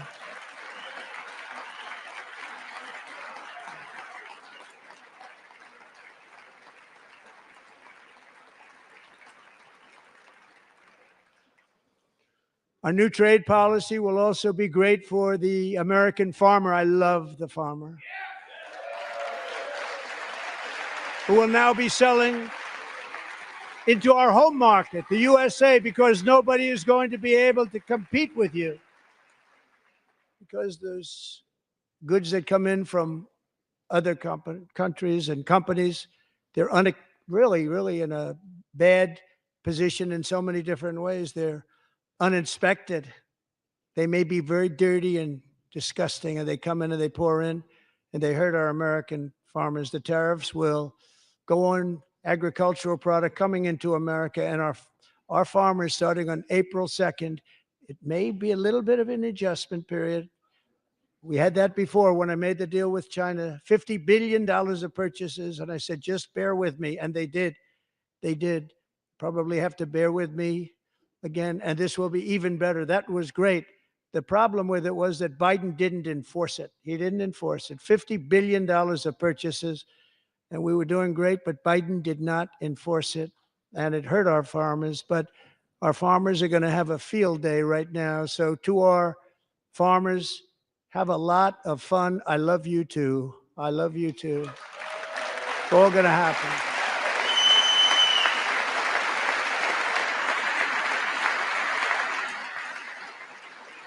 And I have also imposed a 25% tariff on foreign aluminum, copper, lumber, and steel, because if we don't have, as an example, steel and lots of other things, we don't have a military, and frankly, we just won't have a country very long. Here today is a proud American steelworker, fantastic person from Decatur, Alabama. Jeff Denard has been working at the same steel plant for 27 years in a job that has allowed him to serve as the captain of his local volunteer fire department, raise 7 children with his beautiful wife, Nicole, and over the years provide a loving home for more than 40 foster children. So great, Jeff.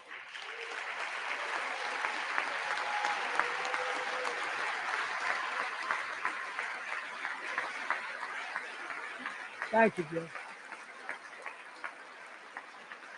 Thank you, Jeff.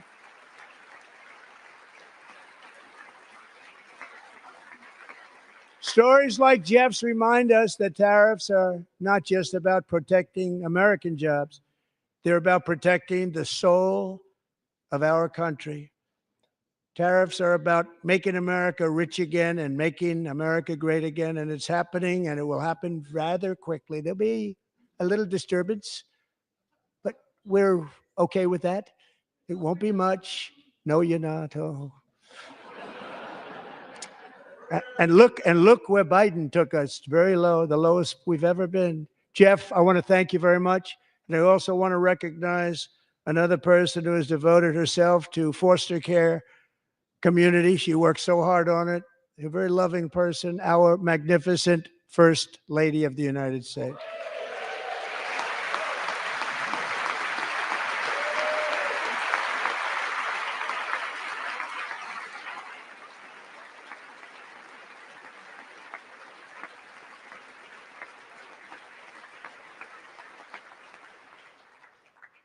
Melania's work has yielded incredible results, helping prepare our nation's future leaders as they enter the workforce. Our First Lady is joined by 2 impressive young women, very impressive. Haley Ferguson, who benefited from the First Lady's Fostering the Future initiative and is poised to complete her education and become a teacher. And Elliston Berry, who became a victim of an illicit deepfake image produced by a peer. With Elliston's help, the Senate just passed the Take It Down Act, and this is so important. Thank you very much, John. John Thune, thank you. Stand up, John. Thank you, John.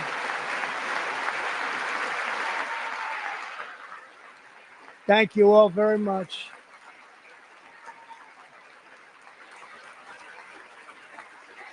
Thank you.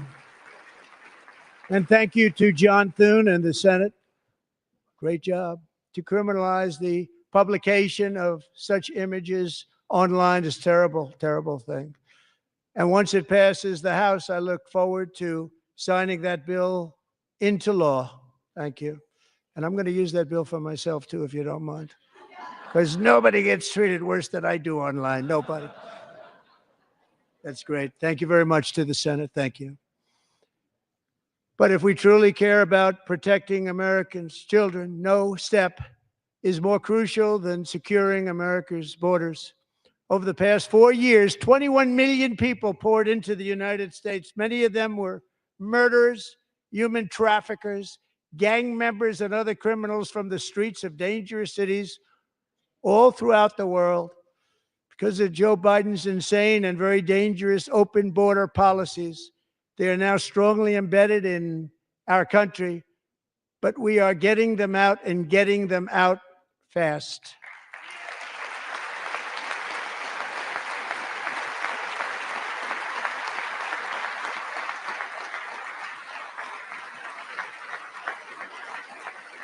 And I want to thank Tom Homan and Christy. I want to thank you and Paul of Border Patrol. I want to thank you. What a job they've all done. Everybody, Border Patrol, ICE, law enforcement in general is incredible. We have to take care of our law enforcement. Have to.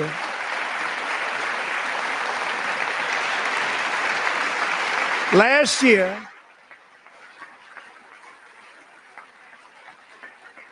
a brilliant 22-year-old nursing student named Laken Riley, the best in her class, admired by everybody, went out for a jog on the campus of the University of Georgia. That morning, Laken was viciously attacked, assaulted, beaten, brutalized, and horrifically murdered. Laken was stolen from us by a savage illegal alien gang member who was arrested while trespassing across Biden's open southern border and then set loose into the United States under the heartless policies of that failed administration. It was indeed a failed administration. He had then been arrested and released in a Democrat-run sanctuary city, a disaster, before ending the life of this beautiful young angel. With us this evening are Laken's beloved mother, Allison, and her sister, Lauren.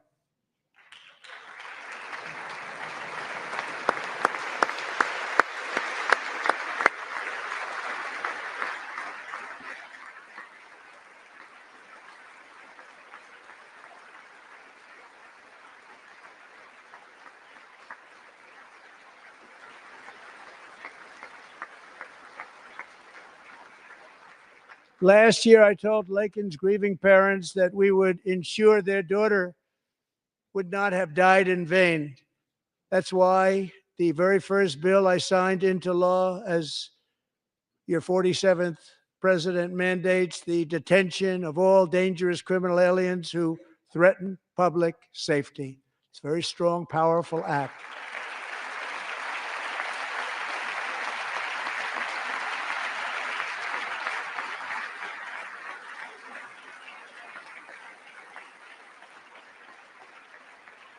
It's called the Laken Riley Act. So Allison and Lauren, America will never, ever forget our beautiful Laken Hope Riley.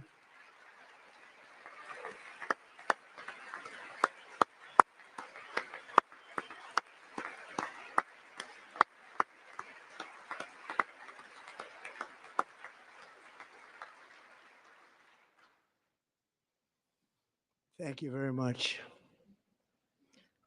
Since taking office, my administration has launched the most sweeping border and immigration crackdown in American history, and we quickly achieved the lowest numbers of illegal border crossers ever recorded. Thank you.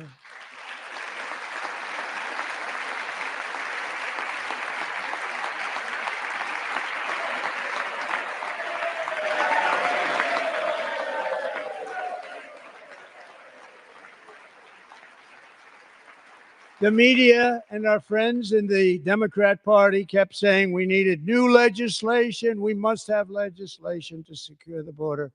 But it turned out that all we really needed was a new president.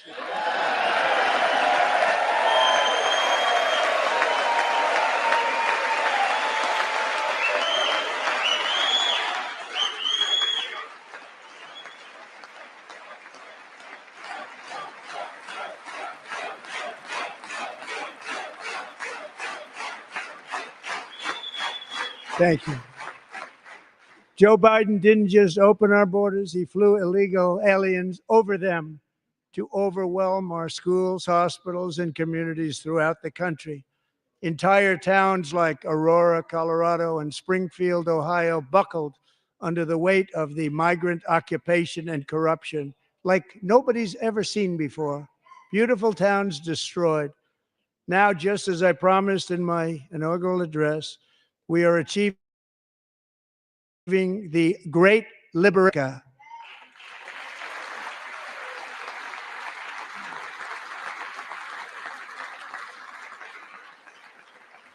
But there still is much work to be done. Here tonight is a woman I have gotten to know, Alexis Nungary from Houston.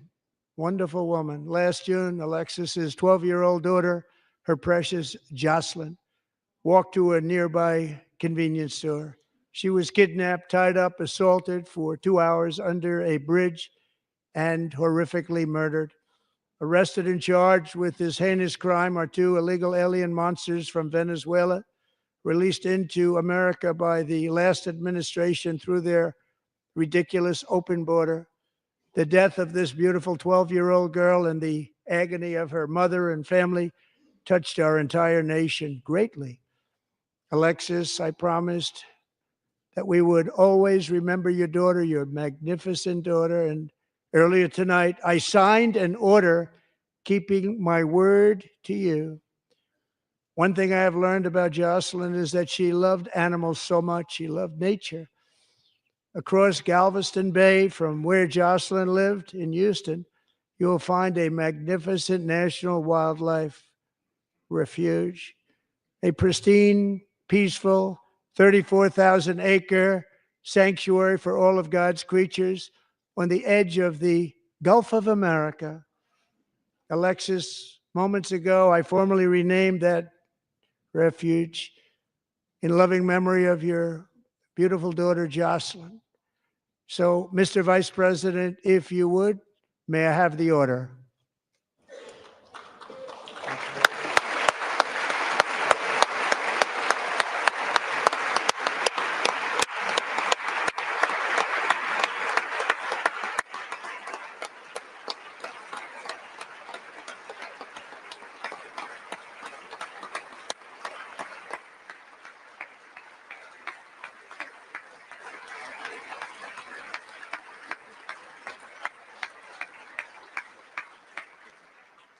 Thank you very much.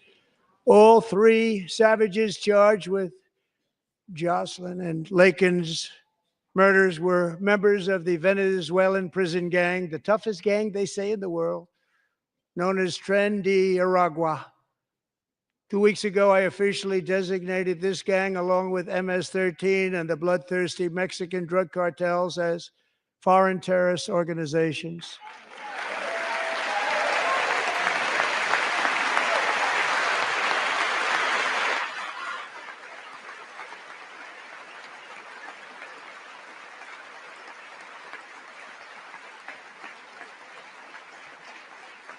They are now officially in the same category as ISIS, and that's not good for them. Countless thousands of these terrorists were welcomed into the U.S. by the Biden administration.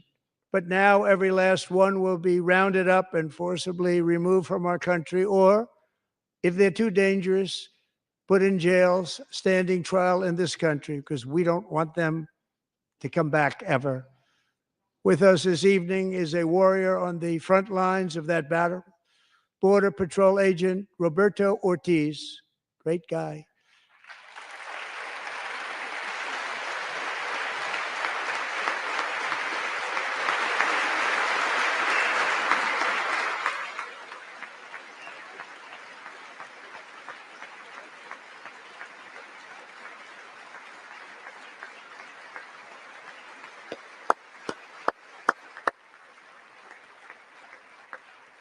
In January, Roberto and another agent were patrolling by the Rio Grande near an area known as Cartel Island. Doesn't sound too nice to me.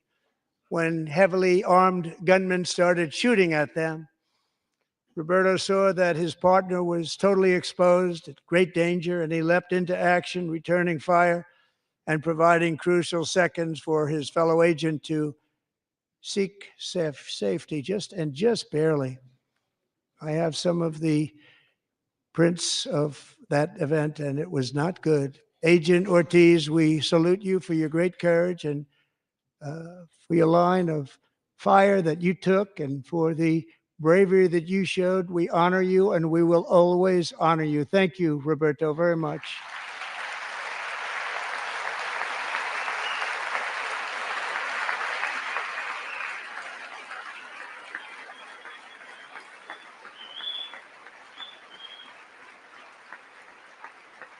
Thank you, Roberta. And I actually got to know him on my many calls to the border. He's a great, great gentleman. The territory to the immediate south of our border is now dominated entirely by criminal cartels that murder, rape, torture, and exercise total control. They have total control over a whole nation, posing a grave threat to our national security. The cartels are waging war in America, and it's time for America to wage war on the cartels, which we are doing.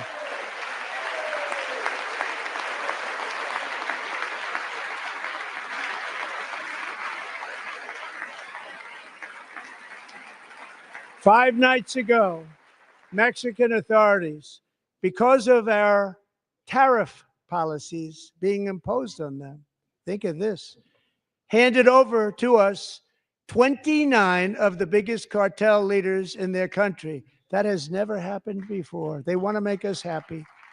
First time ever. But we need Mexico and Canada to do much more than they've done, and they have to stop the fentanyl and drugs pouring into the USA. They're going to stop it. I have sent Congress a detailed funding request laying out exactly how we will eliminate these threats to protect our homeland and complete the largest deportation operation in American history, larger even than current record holder, President Dwight D. Eisenhower, a moderate man, but someone who believed very strongly in borders. Americans expect Congress to send me this funding without delay so I can sign it into law. So, Mr. Speaker, John Thune, both of you, I hope you're going to be able to do that. Mr. Speaker, thank you.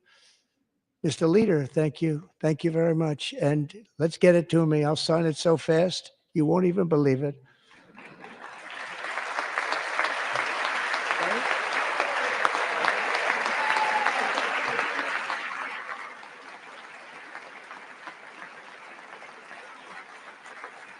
And as we reclaim our sovereignty, we must also bring back law and order to our cities and towns.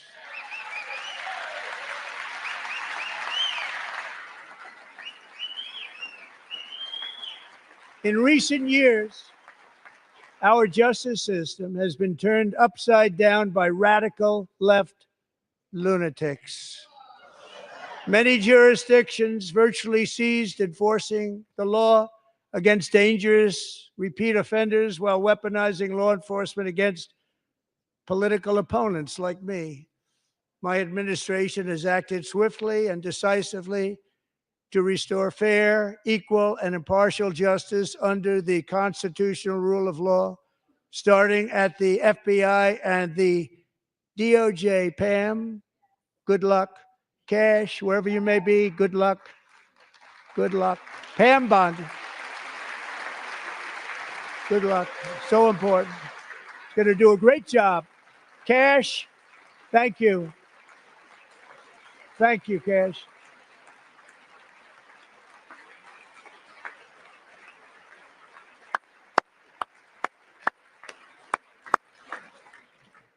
They've already started very strong. They're going to do a fantastic job. You're going to be very proud of them.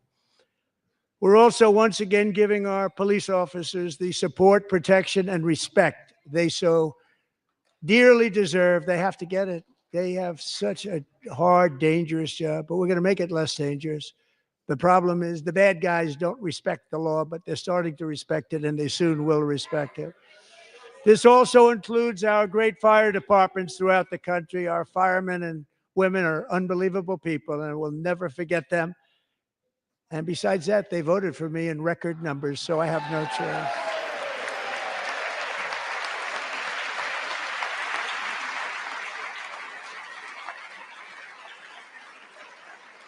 One year ago this month, 31-year-old New York police officer Jonathan Diller, unbelievably wonderful person and a great officer, was gunned down at a traffic stop on Long Island. I went to his funeral. The vicious criminal charged with his murder had 21 prior arrests, and they were rough arrests, too. He was a real bad one. The thug in the seat next to him had 14 prior arrests, and went by the name of Killer. He was Killer. He killed other people, they say, a lot of them. I attended Officer Diller's service, and when I met his wife and one-year-old son, Ryan, it was very inspirational, actually. His widow's name is Stephanie, and she is here tonight. Stephanie, thank you very much, Stephanie. Thank you very much.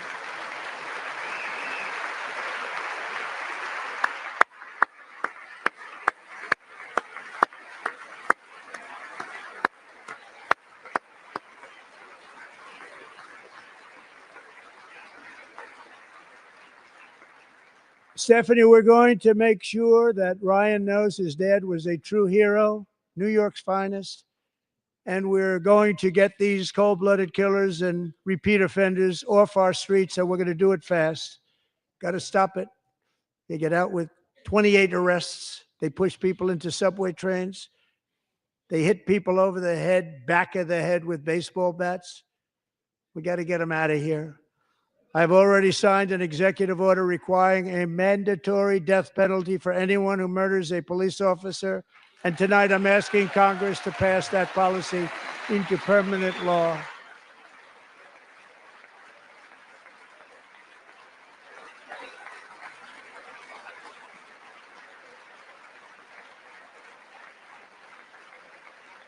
I'm also asking for a new crime bill getting tough on repeat offenders while enhancing protections for America's police officers so they can do their jobs without fear of their lives being totally destroyed. They don't want to be killed. We're not going to let them be killed. Joining us in the gallery tonight is a young man who truly loves our police. His name is DJ Daniel. He is 13 years old, and he has always dreamed of becoming a police officer.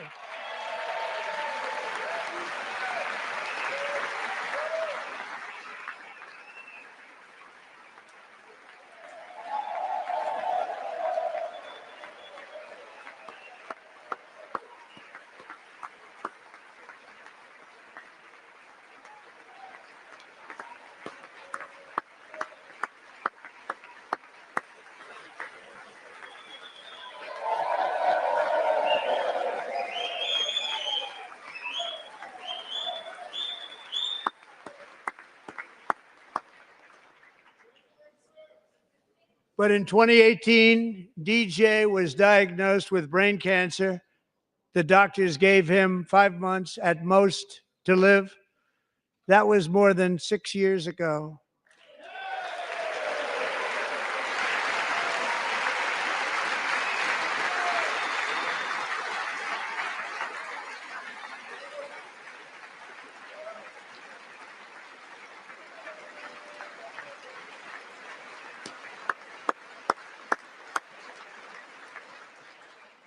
Since that time, DJ and his dad have been on a quest to make his dream come true, and DJ has been sworn in as an honorary law enforcement officer, actually a number of times. The police love him, the police departments love him.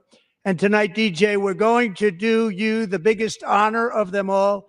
I am asking our new Secret Service Director, Sean Curran, to officially make you an agent of the United States Secret Service.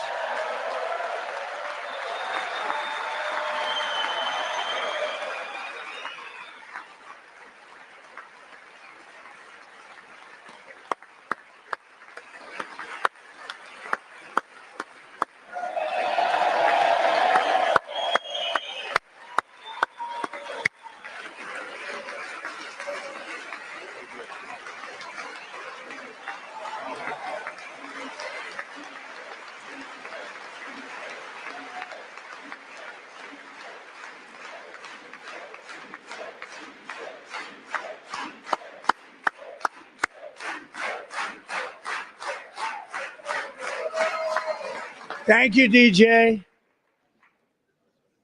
DJ's doctors believe his cancer likely came from a chemical he was exposed to when he was younger.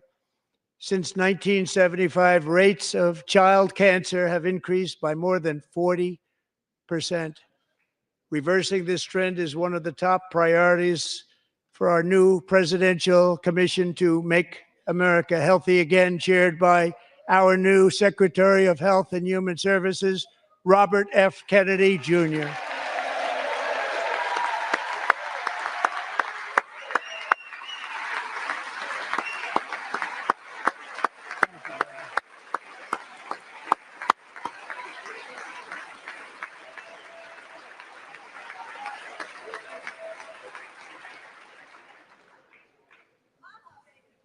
With the name Kennedy, you would have thought everybody over here would have been cheering. How quickly they forget. Our goal is to get toxins out of our environment, poisons out of our food supply, and keep our children healthy and strong. As an example, not long ago, and you can't even believe these numbers, 1 in 10,000 children had autism, 1 in 10,000. And now it's 1 in 36. There's something wrong. 1 in 36. Think of that. So we're going to find out what it is, and there's nobody better than Bobby and all of the people that are working with you. You have the best to figure out what is going on. Okay, Bobby, good luck. It's a very important job. Thank you. Go get him.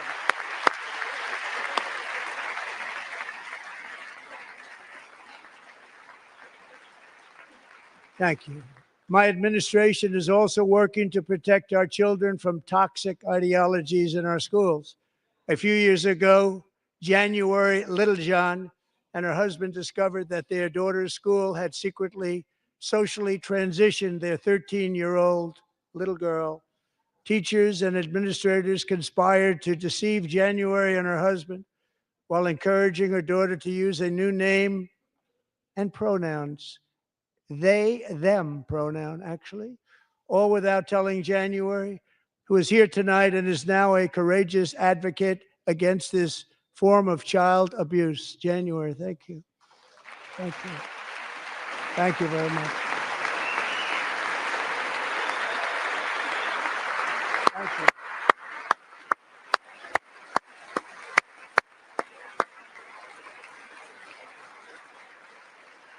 Thank you. Stories like this are why, shortly after taking office, I signed an executive order banning public schools from indoctrinating our children with transgender ideology.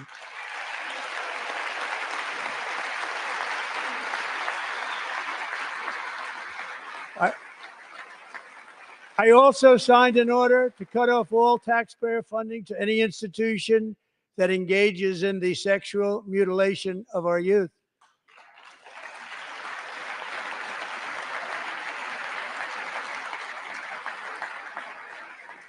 And now I want Congress to pass a bill permanently banning and criminalizing sex changes on children and forever ending the lie that any child is trapped in the wrong body. This is a big lie.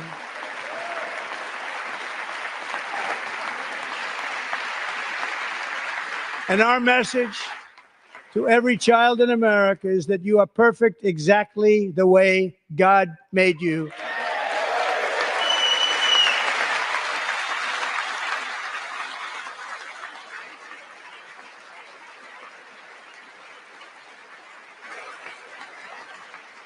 Because we're getting wokeness out of our schools and out of our military, and it's already out, and it's out of our society. We don't want it.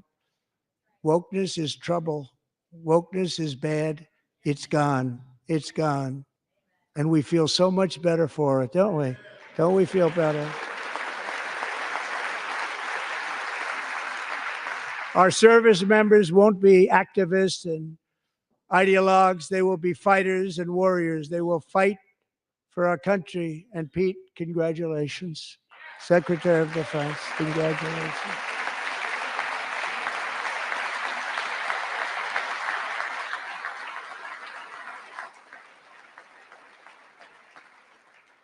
And he's not big into the woke movement, I can tell you. I know him well. I am pleased to report that in January, the U.S. Army had its single best recruiting month in 15 years, and that all armed services are having among The best recruiting results ever in the history of our services. What a difference.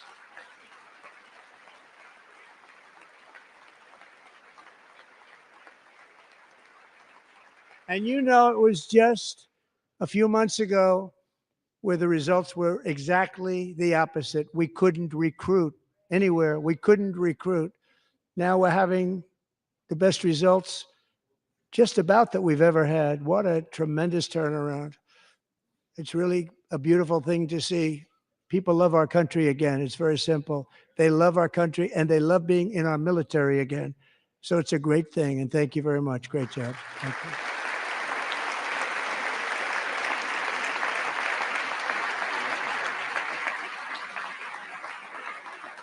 We're joined tonight by a young man, Jason Hartley, who knows the weight of that call of duty.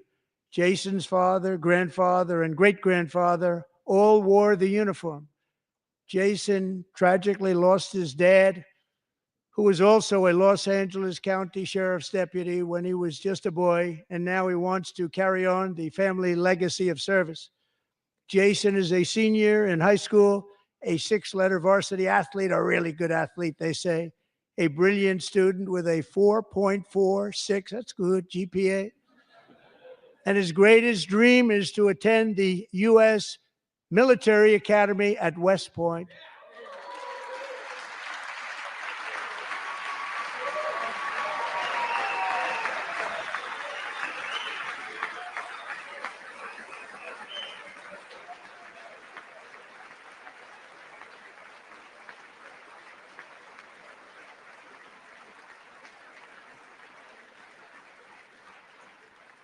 And Jason, that's a very big deal getting in. That's a hard one to get into. But I'm pleased to inform you that your application has been accepted.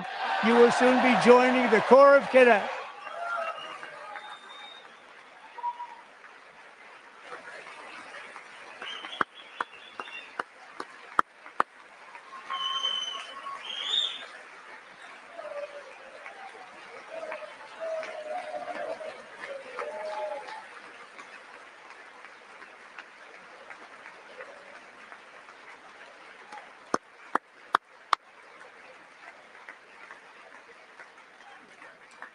Thank you. Jason, you're going to be on the long gray line, Jason. As Commander-in-Chief, my focus is on building the most powerful military of the future. As a first step, I'm asking Congress to fund a state-of-the-art Golden Dome missile defense shield to protect our homeland, all made in the USA.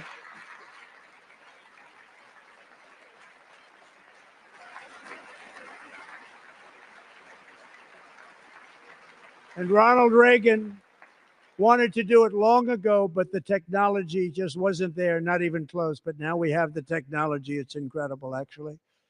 And other places they have it. Israel has it. Other places have it. And the United States should have it too, right, Tim, right?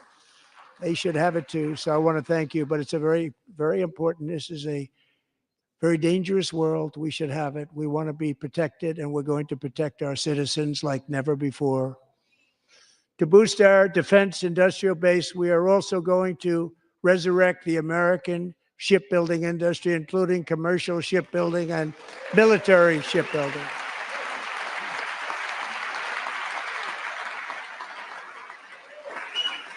And for that purpose, I am announcing tonight that we will create a new Office of Shipbuilding in the White House and offer special tax incentives to bring this industry home to America where it belongs. We used to make so many ships.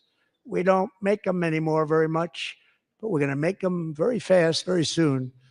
It will have a huge impact. To further enhance our national security, my administration will be reclaiming the Panama Canal, and we've already started doing it.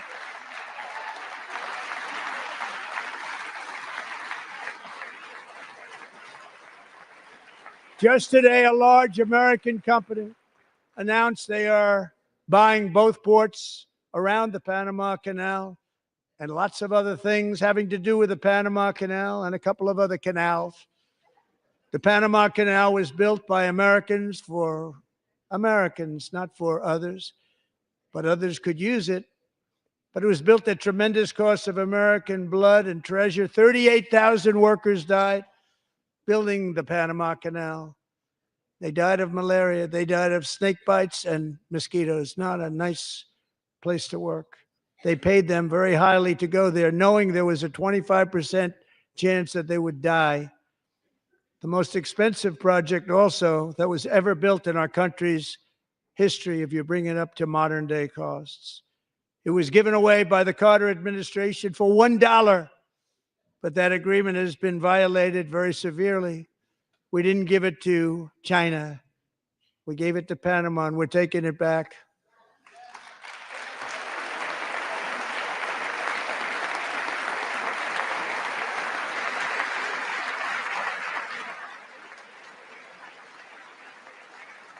And we have Marco Rubio in charge. Good luck, Marco. Now, we know who to blame if anything goes wrong. Now, Marco's been amazing, and he's going to do a great job. Think of it. He got 100 votes. You know, he was approved with actually 99, but the 100th was this gentleman, and I feel very certain. So let's assume he got 100 votes. And I'm either very, very happy about that or I'm very concerned about it. But he's already proven. I mean, he's a great gentleman. He's respected by everyone. Appreciate you voting for Marco. He's going to do a fantastic job. Thank you. Thank you.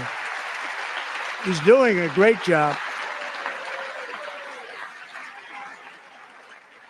Great job. And I also have a message tonight for the incredible people of Greenland. We strongly support your right to determine your own future. And if you choose, we welcome you into the United States of America. We need Greenland for national security and even international security. And we're working with everybody involved to try and get it. But we need it really for international world security. And I think we're going to get it. One way or the other, we're going to get it. We will keep you safe. We will make you rich, and together we will take Greenland to heights like you have never thought possible before. It's a very small population, but very, very large piece of land and very, very important for military security. America is once again standing strong against the forces of radical Islamic terrorism. 3.5 years ago, ISIS terrorists killed 13 American service members and countless others in the Abbey Gate bombing during the disastrous and incompetent withdrawal from Afghanistan. Not that they were withdrawing, it was the way they withdrew. Perhaps the most embarrassing moment in the history of our country. Tonight, I am pleased to announce that we have just apprehended the top terrorist responsible for that atrocity, and he is right now on his way here to face the swift sword of American justice.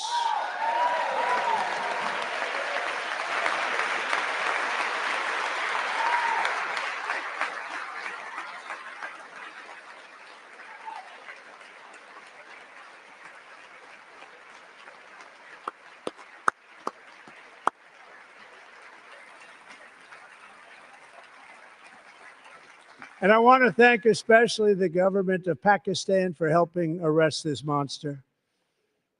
This was a very momentous day for those 13 families who I actually got to know very well, most of them, whose children were murdered, and the many people that were so badly, over 42 people, so badly injured on that fateful day in Afghanistan. What a horrible day.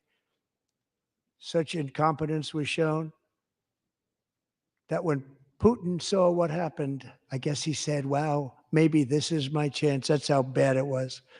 Should have never happened. Grossly incompetent people. I spoke to many of the parents and loved ones, and they're all in our hearts tonight.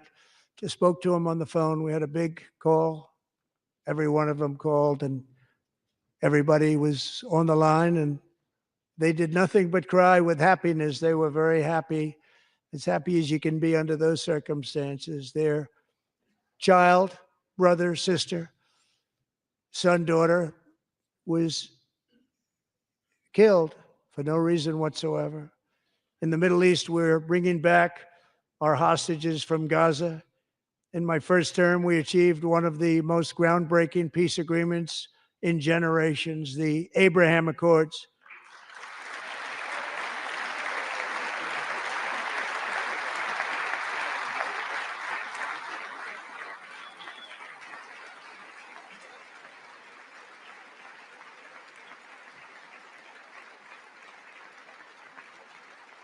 And now we're going to build on that foundation to create a more peaceful and prosperous future for the entire region. A lot of things are happening in the Middle East. People have been talking about that so much lately with everything going on with Ukraine and Russia.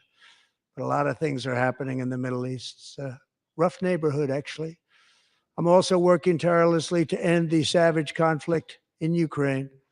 Millions of Ukrainians and Russians have been needlessly killed or wounded in this horrific and brutal conflict with no end in sight. The United States has sent hundreds of billions of dollars to support Ukraine's defense with no security, with no anything.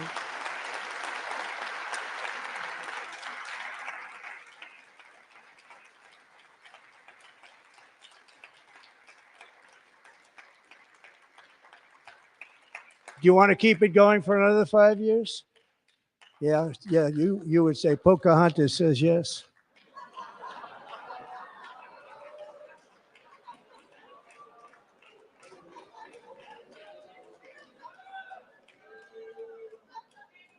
$2,000 people are being killed every single week. More than that. They're Russian young people. They're Ukrainian young people. They're not Americans, but I want it to stop.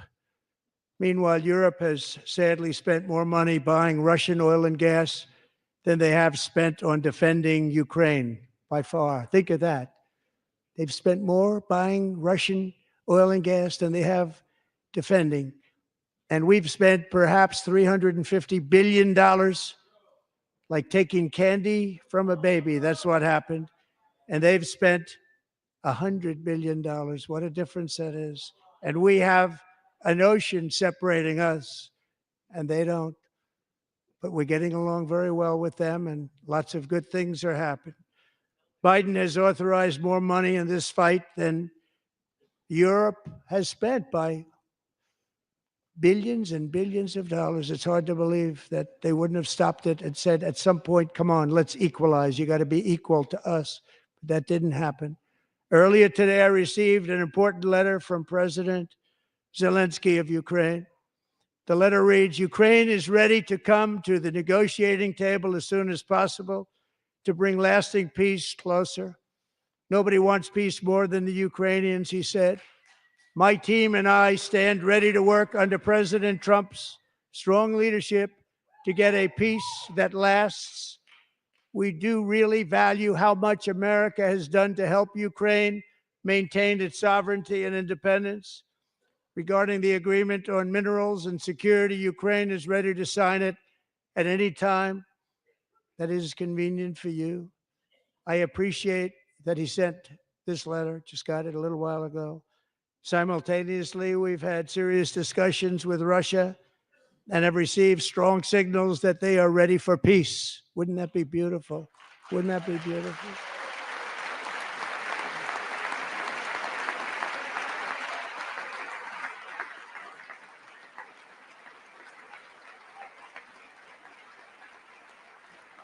Wouldn't that be beautiful?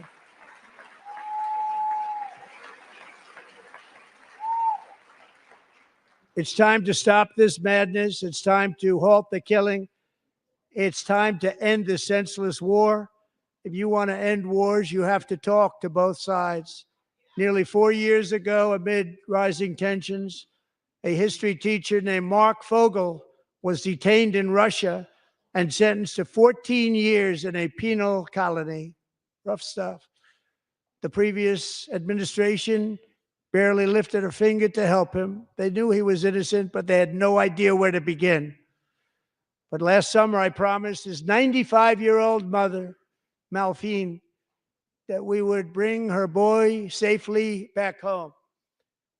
After 22 days in office, I did just that, and they are here tonight.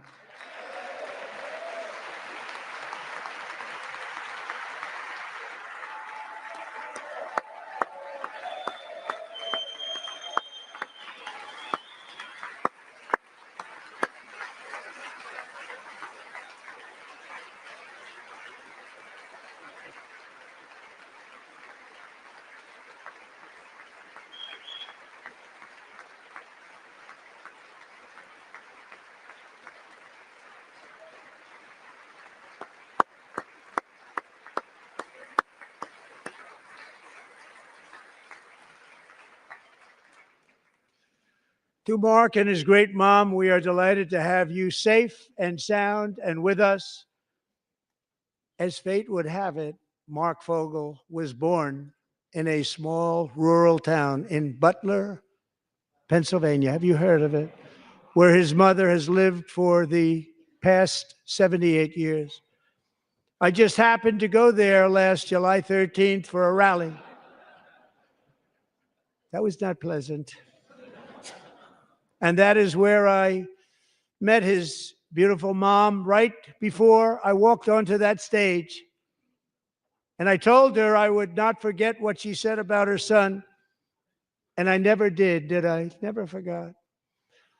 Less than 10 minutes later, at that same rally, gunfire rang out, and a sick and deranged assassin unloaded 8 bullets from his sniper's perch into a crowd of many thousands of people. My life was saved by a fraction of an inch, but some were not so lucky. Corey Comparator was a firefighter, a veteran, a Christian, a husband, a devoted father, and above all, a protector. When the sound of gunshots pierced the air, it was a horrible sound. Corey knew instantly what it was and what to do. He threw himself on top of his wife and daughters and shielded them from the bullets with his own body. Corey was hit really hard. You know the story from there. He sacrificed his life to save theirs. 2 others, very fine people, were also seriously hit. But thankfully, with the help of 2 great country doctors, we thought they were gone and they were saved. So those doctors had great talent. We're joined by Corey's wife, Helen, who was his high school sweetheart, and their 2 beloved daughters, Allison and Kaylee. Thank you.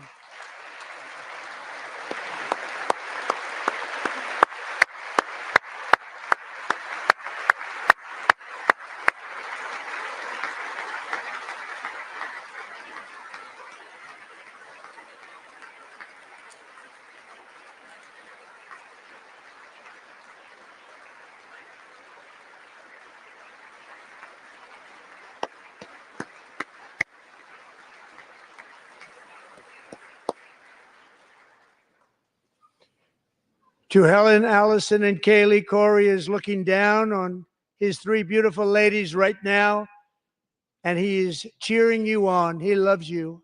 He is cheering you on. Corey was taken from us much too soon, but his destiny was to leave us all with a shining example of the selfless devotion of a true American patriot. It was love like Corey's that built our country, and it's love like Corey's that is going to make our country more majestic than ever before. I believe that my life was saved that day in Butler for a very good reason. I was saved by God to make America great again. I believe that. Thank you. Thank you.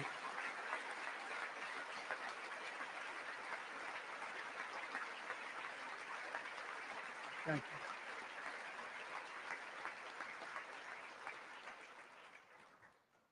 Thank you very much. From the patriots of Lexington and Concord to the heroes of Gettysburg and Normandy, from the warriors who crossed the Delaware to the trailblazers who climbed the Rockies, and from the legends who soared at Kitty Hawk to the astronauts who touched the moon, Americans have always been the people who defied all odds, transcended all dangers, made the most extraordinary sacrifices, and did whatever it took to defend our children, our country, and our freedom. And as we have seen in this chamber tonight, that same strength, faith, love, and spirit is still alive and thriving in the hearts of the American people. Despite the best efforts of those who would try to censor us, silence us, break us, destroy us, Americans are today a proud, free, sovereign, and independent nation that will always be free, and we will fight for it till death. We will never let anything happen to our beloved country, because we are a country of doers, dreamers, fighters, and survivors.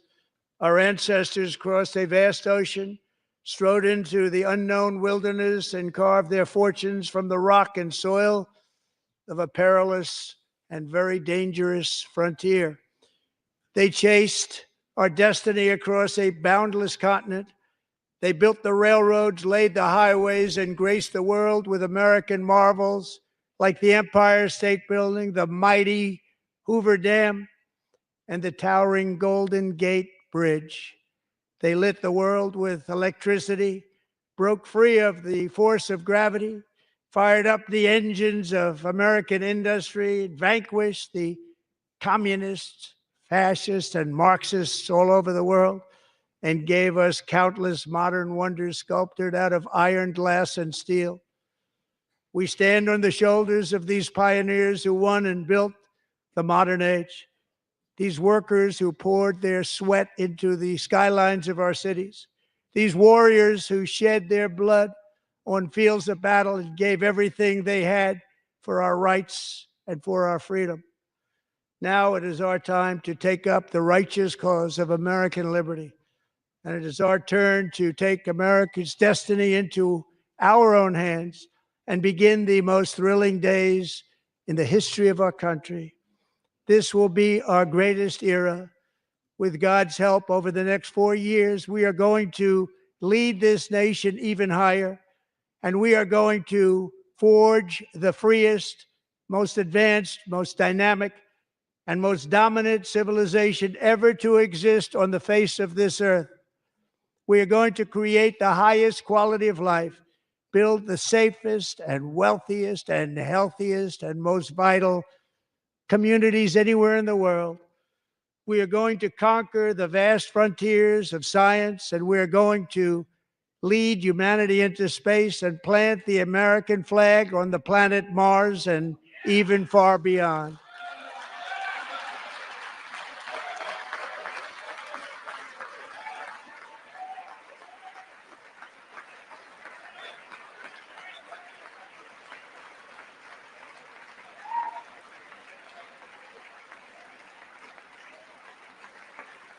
And through it all, we are going to rediscover the unstoppable power of the American spirit.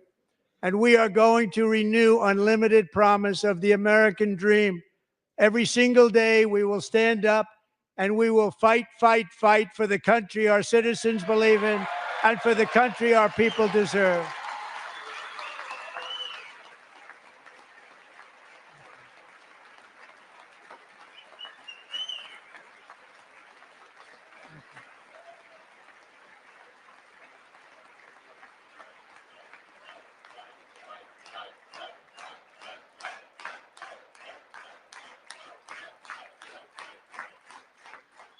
My fellow Americans, get ready for an incredible future, because the golden age of America has only just begun.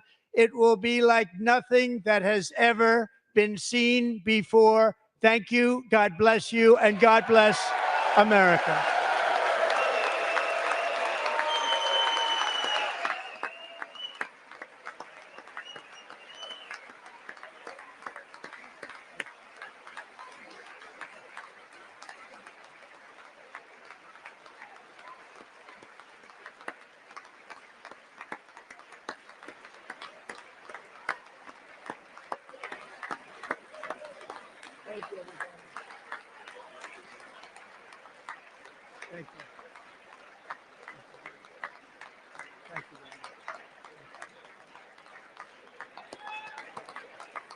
Thank you very much.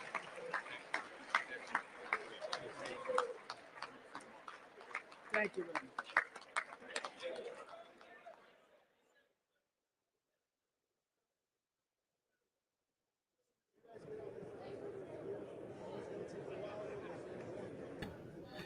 Bəli, hörmətli tamaşaçılar, artıq bir saatdan çox davam edən çıxışı birlikdə izlədik və gördüyünüz kimi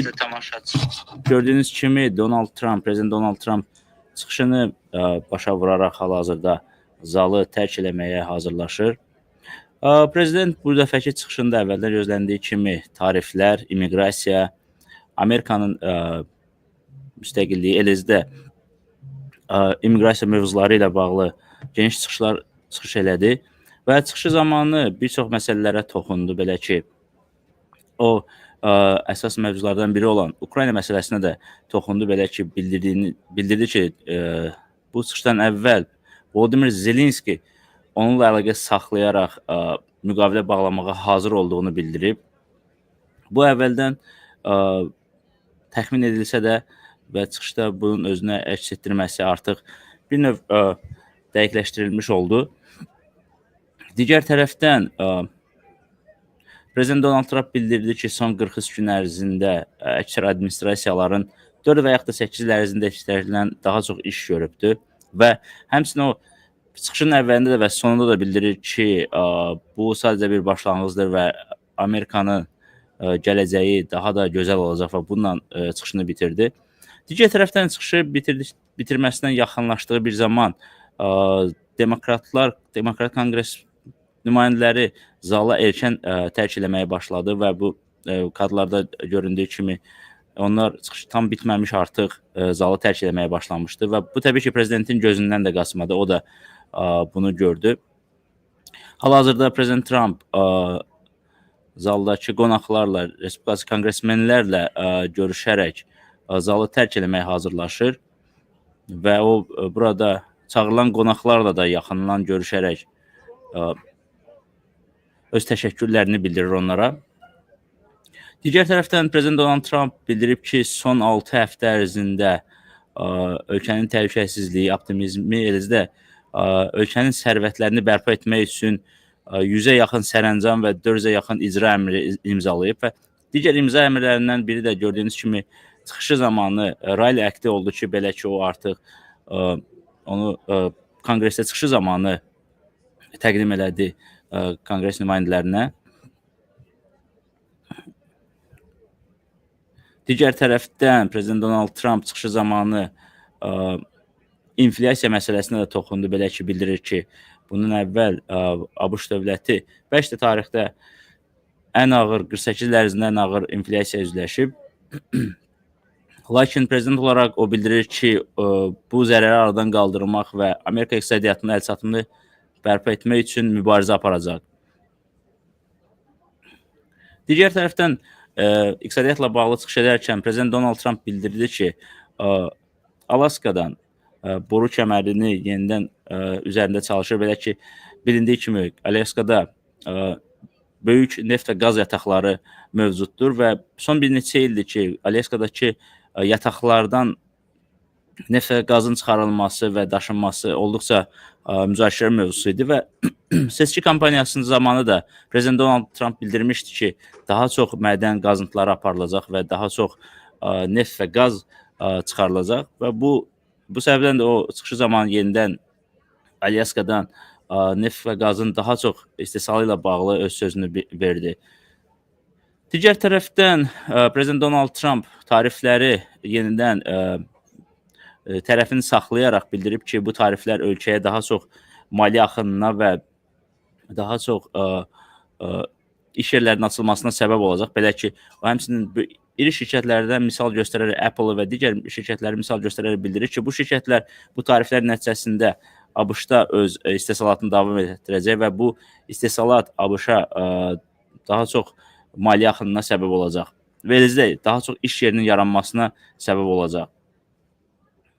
Digər tərəfdən Prezident Donald Trump'ın bildiyiniz kimi seçki təşkilat kampaniyası zamanı əsas qaldırdığı məsələlərdən biri immiqrasiya idi və o immiqrasiya mövzusuna da bugün toxundu və bildirdi ki, sərhəd təhlükəsizliyi üçün yeni qanun lazımdır və həmçinin o özünü önə çəkərək bildirir ki, yeni qanundan daha çox yeni prezidentin lazımlığı imiş və bu məsələ ilə bağlı öz fikirlərini bildirdi. Digər tərəfdən isə Prezident Donald Trump ədliyyə sistemi ilə bağlı da öz fikirlərini bildirdi. Belə ki, o bildirir ki, ədliyyə sistemi əvvəlki administrasiya dönəmində yararsız şəxslərlə doludur və o hal-hazırda bunu təmizləməklə məşğuldur. Kadrlarda gördüyünüz kimi hal-hazırda Prezident Donald Trump artıq Konqres zalını tərk elədi və əvvəldə gördüyünüz kimi belə ki, prezidentin ilk dəqiqələrdə çıxışa başlaması müddəti zamanı Demokratlar Partiyasından böyük reaksiyalar aldı. Belə ki, Demokratlar Partiyası bir növ çıxışı boykot edilərək etiraz səsləri uzaldırdılar və narazılıqlarını bildirirdilər və bu bir neçə saniyəlik, bir neçə dəqiqəlik çıxışın pauza olmasına səbəb oldu. Yeri gəlmişkən artıq bir neçə dəqiqə sonra biz Demokratlar Partiyasından Prezident Donald Trampın çıxışına reaksiyanı görəcəyik.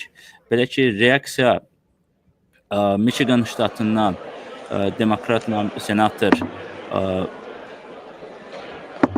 Eliza Slotkin tərəfindən ediləcək. Belə ki, ənənəyə uyğun olaraq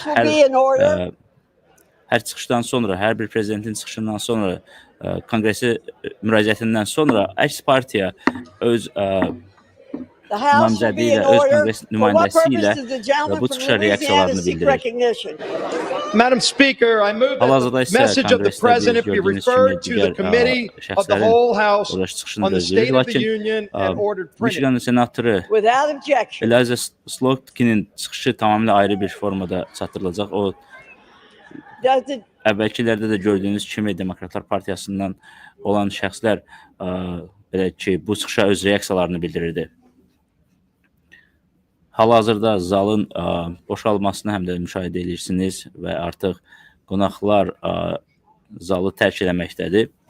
Bir neçə dəqiqə sonra əvvəldə qeyd etdiyim kimi Eliza Slotkinin reaksiyasını sizinlə birlikdə izləyəcəyik. Madam Speaker, I move that the House now stand adjourned. The question is on the motion to adjourn. Those in favor say aye. Those opposed, no. The ayes have it. The motion is agreed to. Accordingly, the House stands adjourned until 10 a.m. tomorrow for morning hour debate.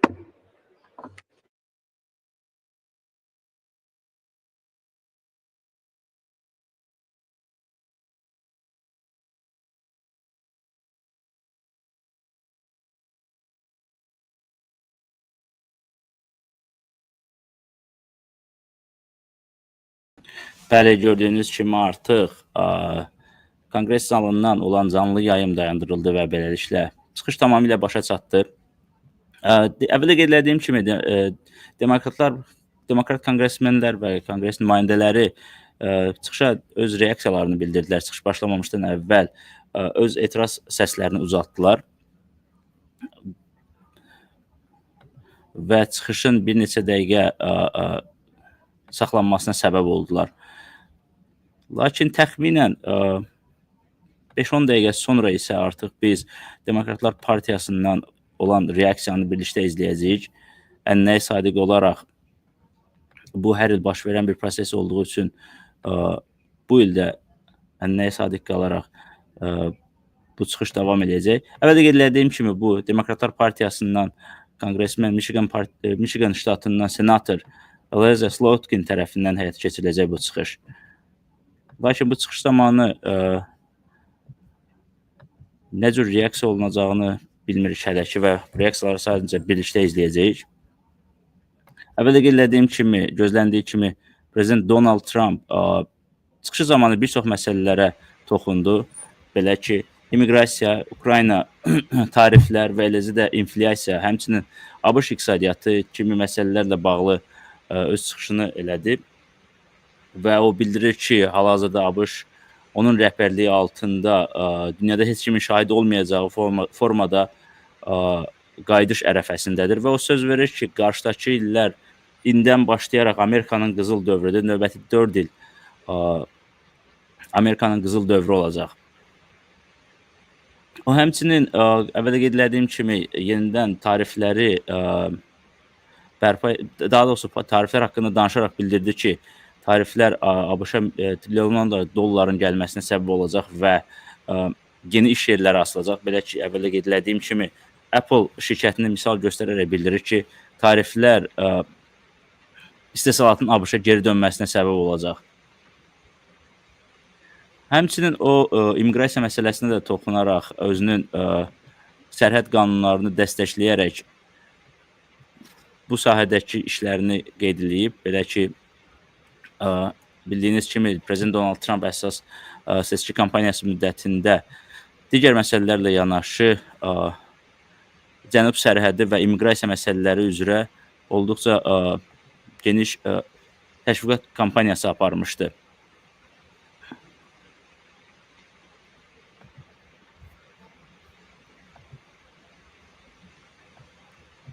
Həmçinin Prezident Donald Trump özünə əvvəlki prezident sələfi Joe Biden'ın siyasətinə toxunaraq ərzaq və yumurta qiymətlərinin nəzərdən çıxmasına səbəb olduğunu bildirib və o bildirir ki, hal-hazırda onun administrasiyası yumurta qiymətlərini aşağı salmaq üçün əlindən gələni edir. Bildiyiniz kimi son həftələrdə ABŞ-da yumurta qiymətlərində ciddi bir dəyişiklik baş verdi. Belə ki,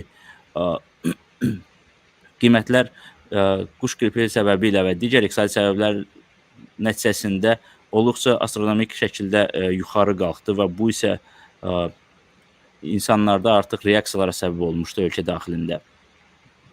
Və o səbəbdən də Prezident Donald Trump bu məsələni üzərində işlədiyini və administrasiyanın qiymətləri ucuzlaşdırmaq üçün əlindən gələni etdiyini bildirir.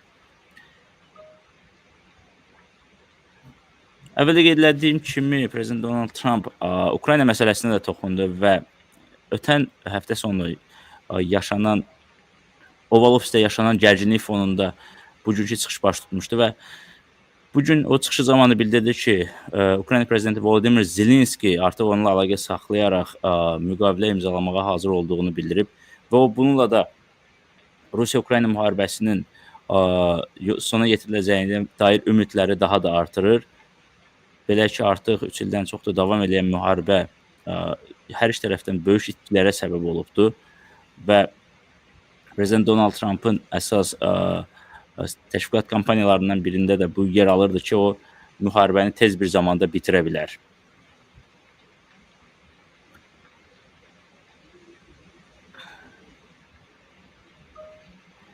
Hal-hazırda isə bir neçə dəqiqə sonra əvvəldə qeyd etdiyim kimi Demokratlar Partiyasından reaksiyaları birlikdə izləyəcəyik. Belə ki, Michigan senatoru Eliza Slotkin Trump'ın çıxışına öz reaksiyasını bildirəcək.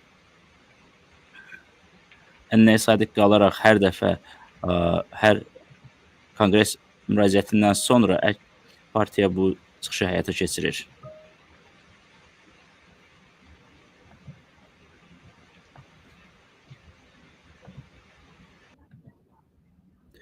Və hal-hazırda o çıxış başlamaq üzrədir və biz birlikdə o çıxışı sizinlə izləməyə davam edəcəyik bir neçə dəqiqə sonra və artıq çıxış başlamışdır və gəlin birlikdə o çıxışı izləyək.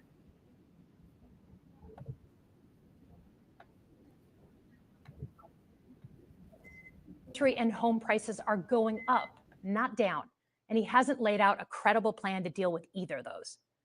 His tariffs on allies like Canada will raise prices on energy, lumber, and cars, and start a trade war that will hurt manufacturing and farmers.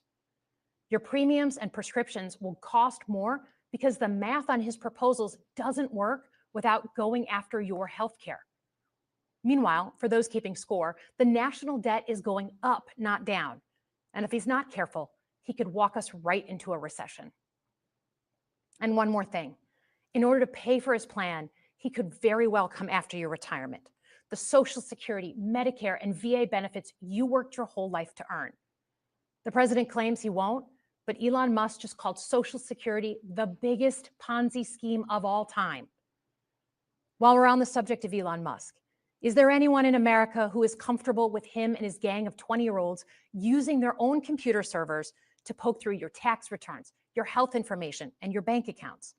No oversight, no protections against cyber attack, no guardrails on what they do with your private data.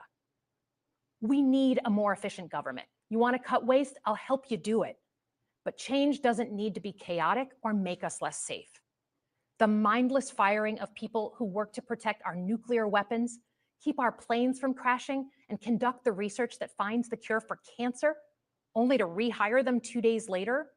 No CEO in America could do that without being summarily fired. Okay, so we've talked about economic security.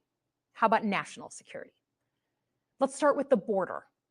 As someone who spent my whole career protecting our homeland, every country deserves to know who and what is coming across its border, period.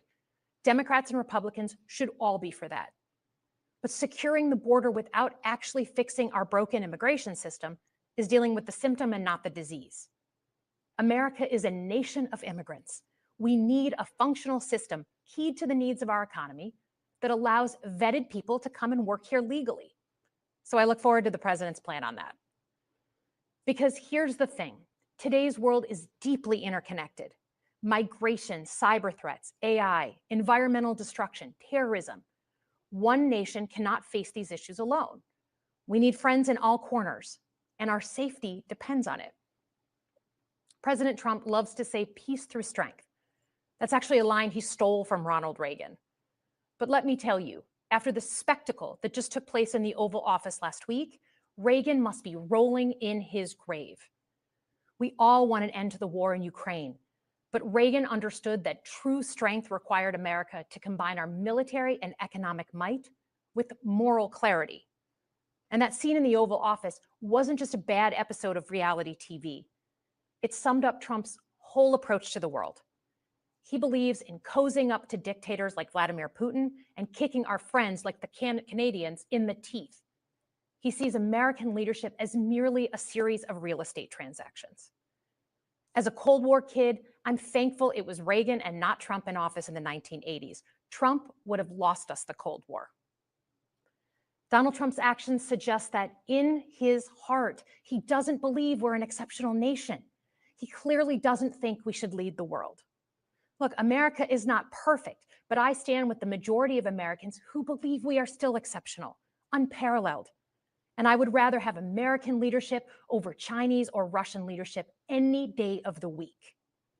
Because for generations, America has offered something better. Our security and our prosperity, yes, but our democracy, our very system of government, has been the aspiration of the world. And right now, it's at risk.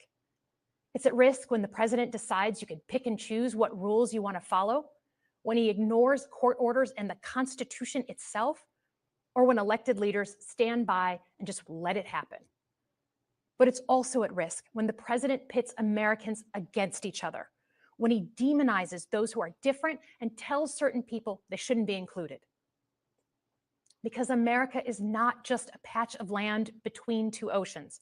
We are more than that.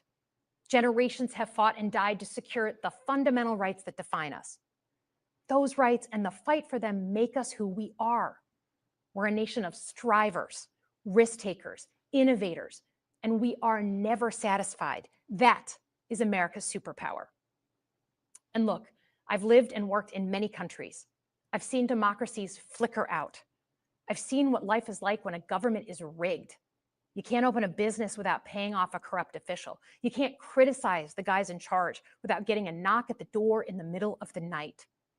So as much as we need to make our government more responsive to our lives today, don't for one moment fool yourself that democracy isn't precious and worth saving.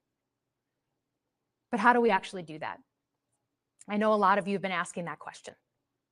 First, don't tune out. It's easy to be exhausted, but America needs you now more than ever. If previous generations had not fought for this democracy, where would we be today? Second, hold your elected officials, including me, accountable. Watch how they're voting. Go to town halls and demand they take action. That's as American as apple pie. Third, organize. Pick just one issue you're passionate about and engage. And doom scrolling doesn't count. Join a group that cares about your issue and act. And if you can't find one, start one. Some of the most important movements in our history have come from the bottle up. In closing, we all know that our country is going through something right now. We're not sure what the next day is going to hold, let alone the next decade. But this isn't the first time we've experienced significant and tumultuous change as a country.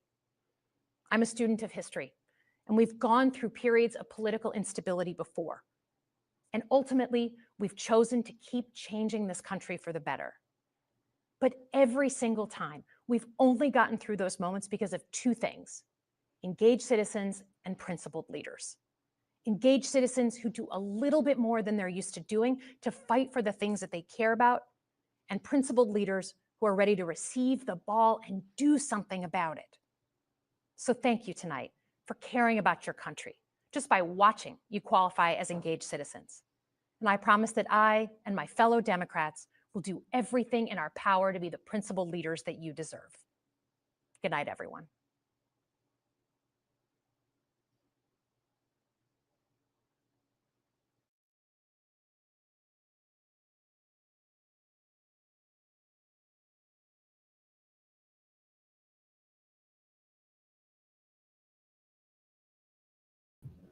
Bəli, hörmətli tamaşaçılar, ənənəyə əsasən ABŞ prezidentinin Konqresə müraciətindən sonra müxalifətdə olan partiyadan bir şəxs onun çıxışına cavab verir. Belə ki, bu dəfə Demokratlar Partiyasından Michigandan seçilmiş yeni senator Laken Trampın müraciətinə cavab verdi. Canlı yayımımızı isə artıq burada bir yekunlaşdırmağa hazırlaşırıq. Belə ki, artıq biz sizinlə 3 saata yaxındır ki, ABŞ prezidentinin Konqresə müraciətini birlikdə izləyirdik. Xəbərləri amerikansəsi.org veb saytımızdan izləməyi unutmayın. Hər həftə, hər gün efirə çıxan Dünyaya Baxış proqramı vasitəsilə həftənin və günün ən vacib xəbərlərini izləyə bilərsiniz. Həftə sonu isə efirə çıxan Amerika icmalı vasitəsilə isə həftənin hadisələrini icmalını izləyə bilərsiniz. Bizimlə qalın. Bugünlük bu qədər. Təşəkkürlər.